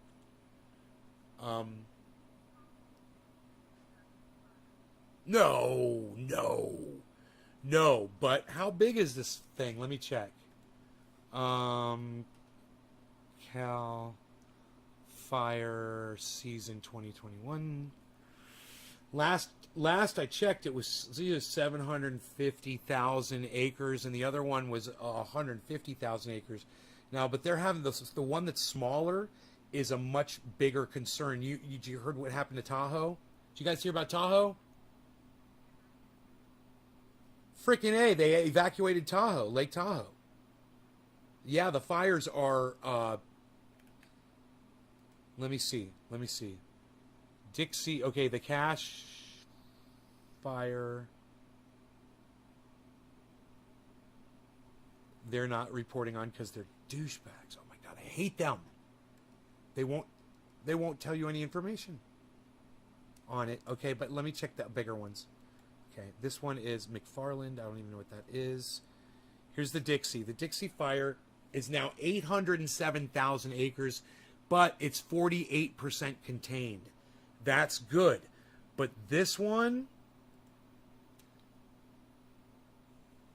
it's the, wait a second. Caldor Fire, that's the one they're really scared about.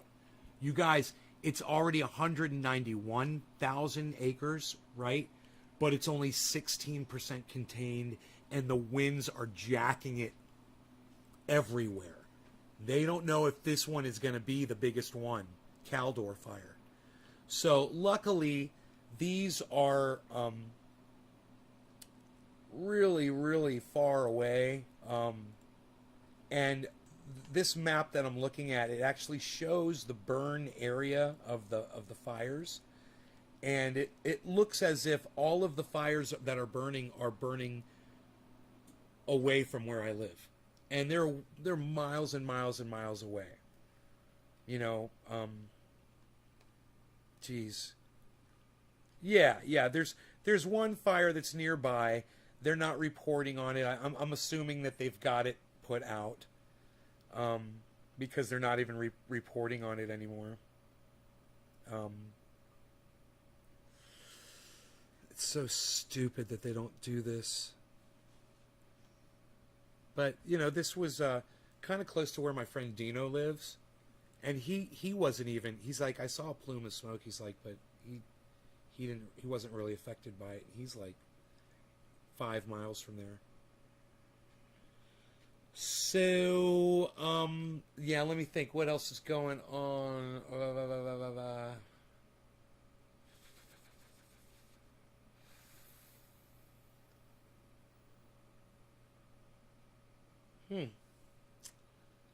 Nothing else is really going on. Oh, hey, Nene. Say hi, and that my son got COVID 2 days ago. I just found out. Oh my God, be safe. You guys be safe.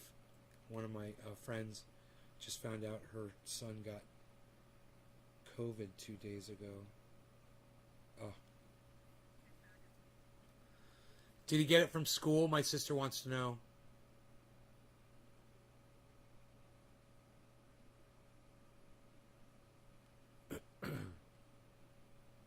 Freaking school. You gotta go send your kids in to learn how to add 2 + 2 because parents aren't able to teach them that. Got to teach them how to type it, to write a sentence and speak the language.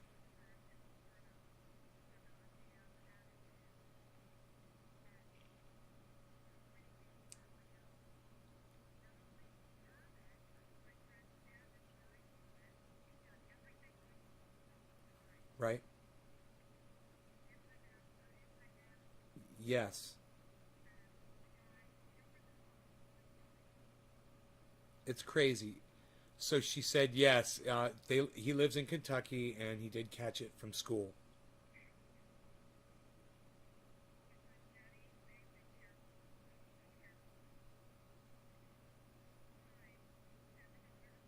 School. Her friends. First week. Florida. Vaccinated. How old's the child that caught it that was vaccinated? 13.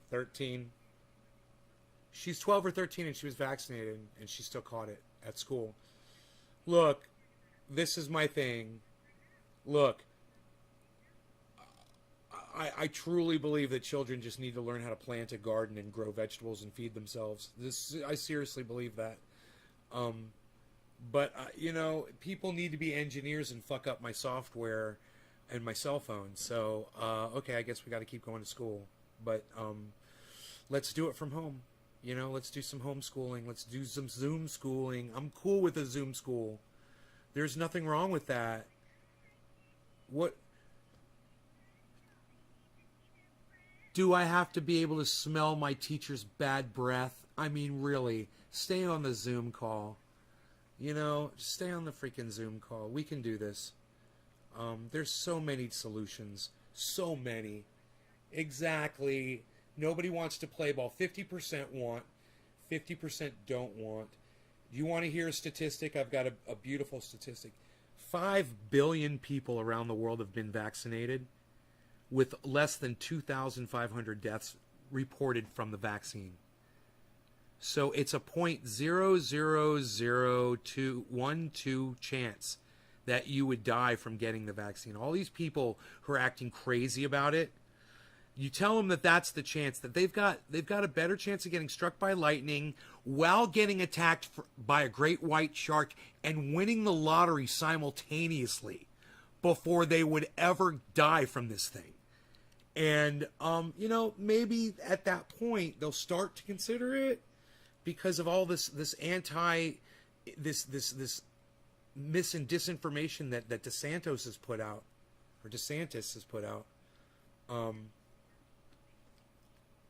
And, well, you know who's worse? The people who stand behind him while he's on stage speaking. Those head nodders and the people who will get up and speak while he stands there and nods right there off stage. And you're just like, you should listen to yourselves. I said this on my show earlier. I was like, the thing about a Trump supporter that's saying that Trump won the election today is it doesn't matter at this point whether or not you realize that you were wrong or not. What's really important is that no one is ever going to trust you to be honest ever again. You've lost all credibility by this point. And these people where you consider that that's half of us, that is a really bad average of people. Luckily, the state of Florida, I believe, is standing up to DeSantis, right? Am I right? And there's a majority that doesn't support him. Good. So do you have any? I'm not going to ask you if you have friends. Do you know anybody that's a DeSantis supporter?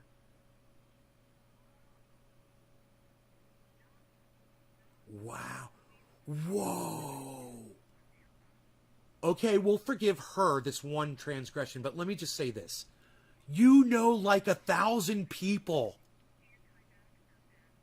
Oh my goodness, I don't want to hear that. Oh my God. You know, if anybody could reach her, I could. Let me work on it. You said it's Sam? Okay, I can help. All right, but we'll see. Give me time with that. Give me a year, okay? Give me a year. Now, it's got to be a gentle, gradual conversion back to reality and common sense. I was making a point about the fact that you know like 1,000 people, and you don't know any of them except for maybe one of them that supports DeSantis. That says a lot. I mean, I know where you're where you are socially, and so you're not going to come into right. But it would be hard to eliminate them all if there was a larger number of them. So it's a good sign. It's a really good sign.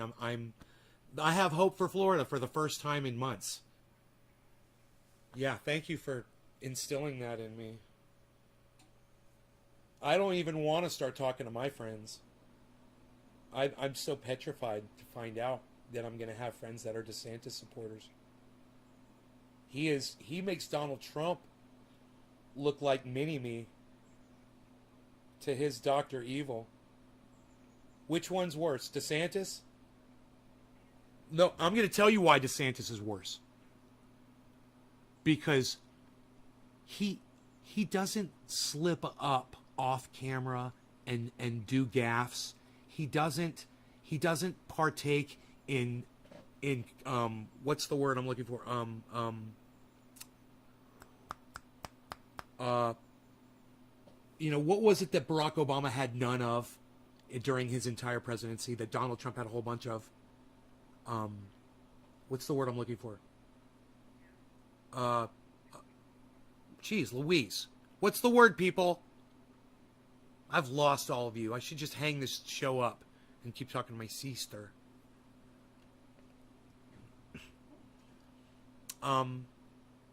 Scandals. He has no scandals. He's a threat. He's a serious threat because of that. You know, he's like a Mike Pence.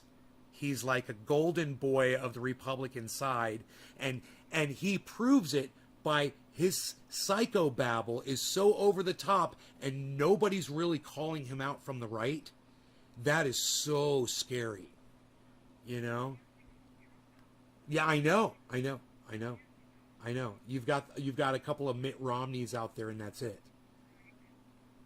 Oh God, they're vastly outnumbered.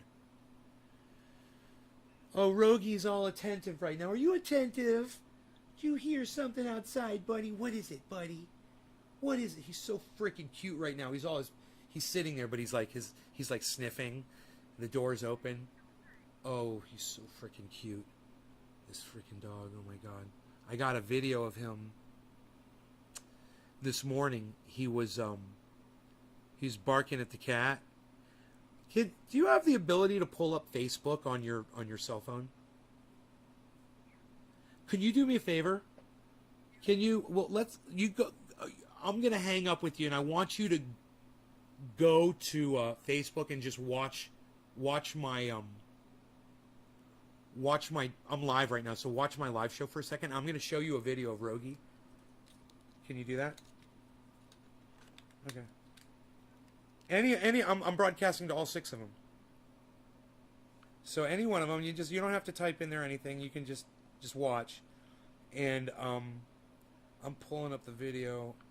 It's like so freaking oh my God, so freaking fucking cute. You're gonna fucking die. Look, he's barking right now because I'm literally playing the video on my cell phone. Isn't that funny? Yeah. Get on, just pull up Facebook, go to my channel, and I'm live, and you'll just see the video, okay? You'll see me. Oh, you see me right now? Here, let me move my paraphernalia out of the view. I know you don't like that stuff. Okay. Okay, hold on.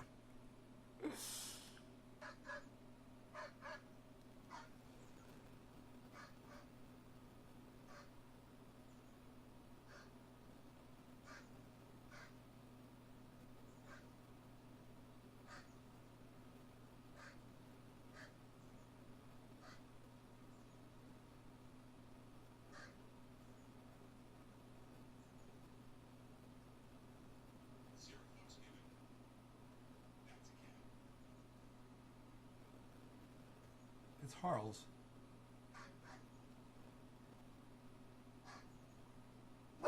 Because Harl's is hiding behind that wood, and Rogi can't get to him because he's got tiny little legs.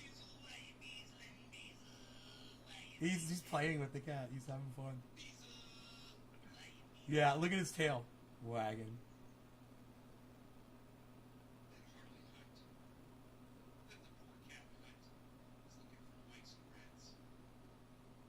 Yeah, I know, right?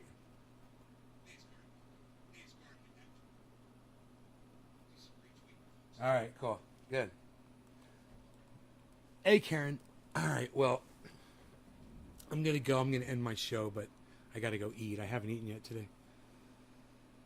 Love you, too. You take care. Okay. Oh, tell Steve I love him. All right. Bye.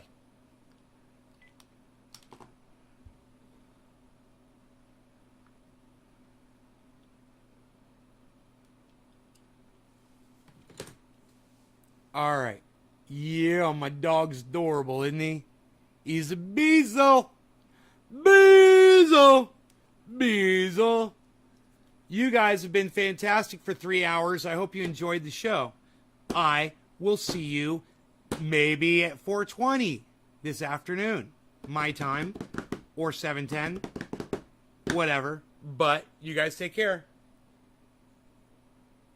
That's my Cuba. I'm doing my Cuba.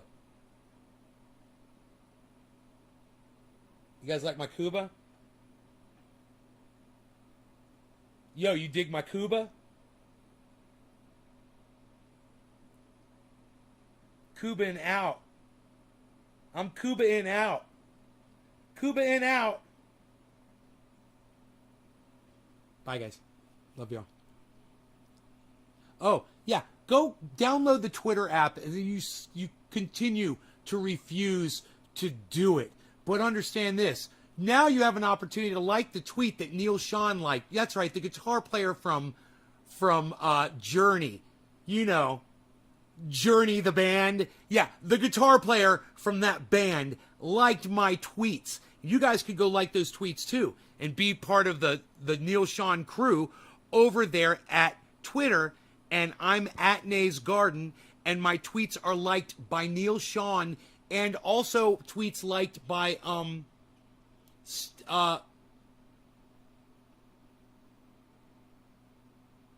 David Crosby of Crosby, Stills and Nash, and other people too. And it could be you. You could go over there to my tweets and replies and go like all that's under tweets and replies. But like all my tweets and retweet all my tweets. Please, please, please, please, please, guys. Download the app, man. It's Twitter. And go over there and retweet all my stuff. Not just one thing, man. Do them all, man. Help me out. Thank you, guys.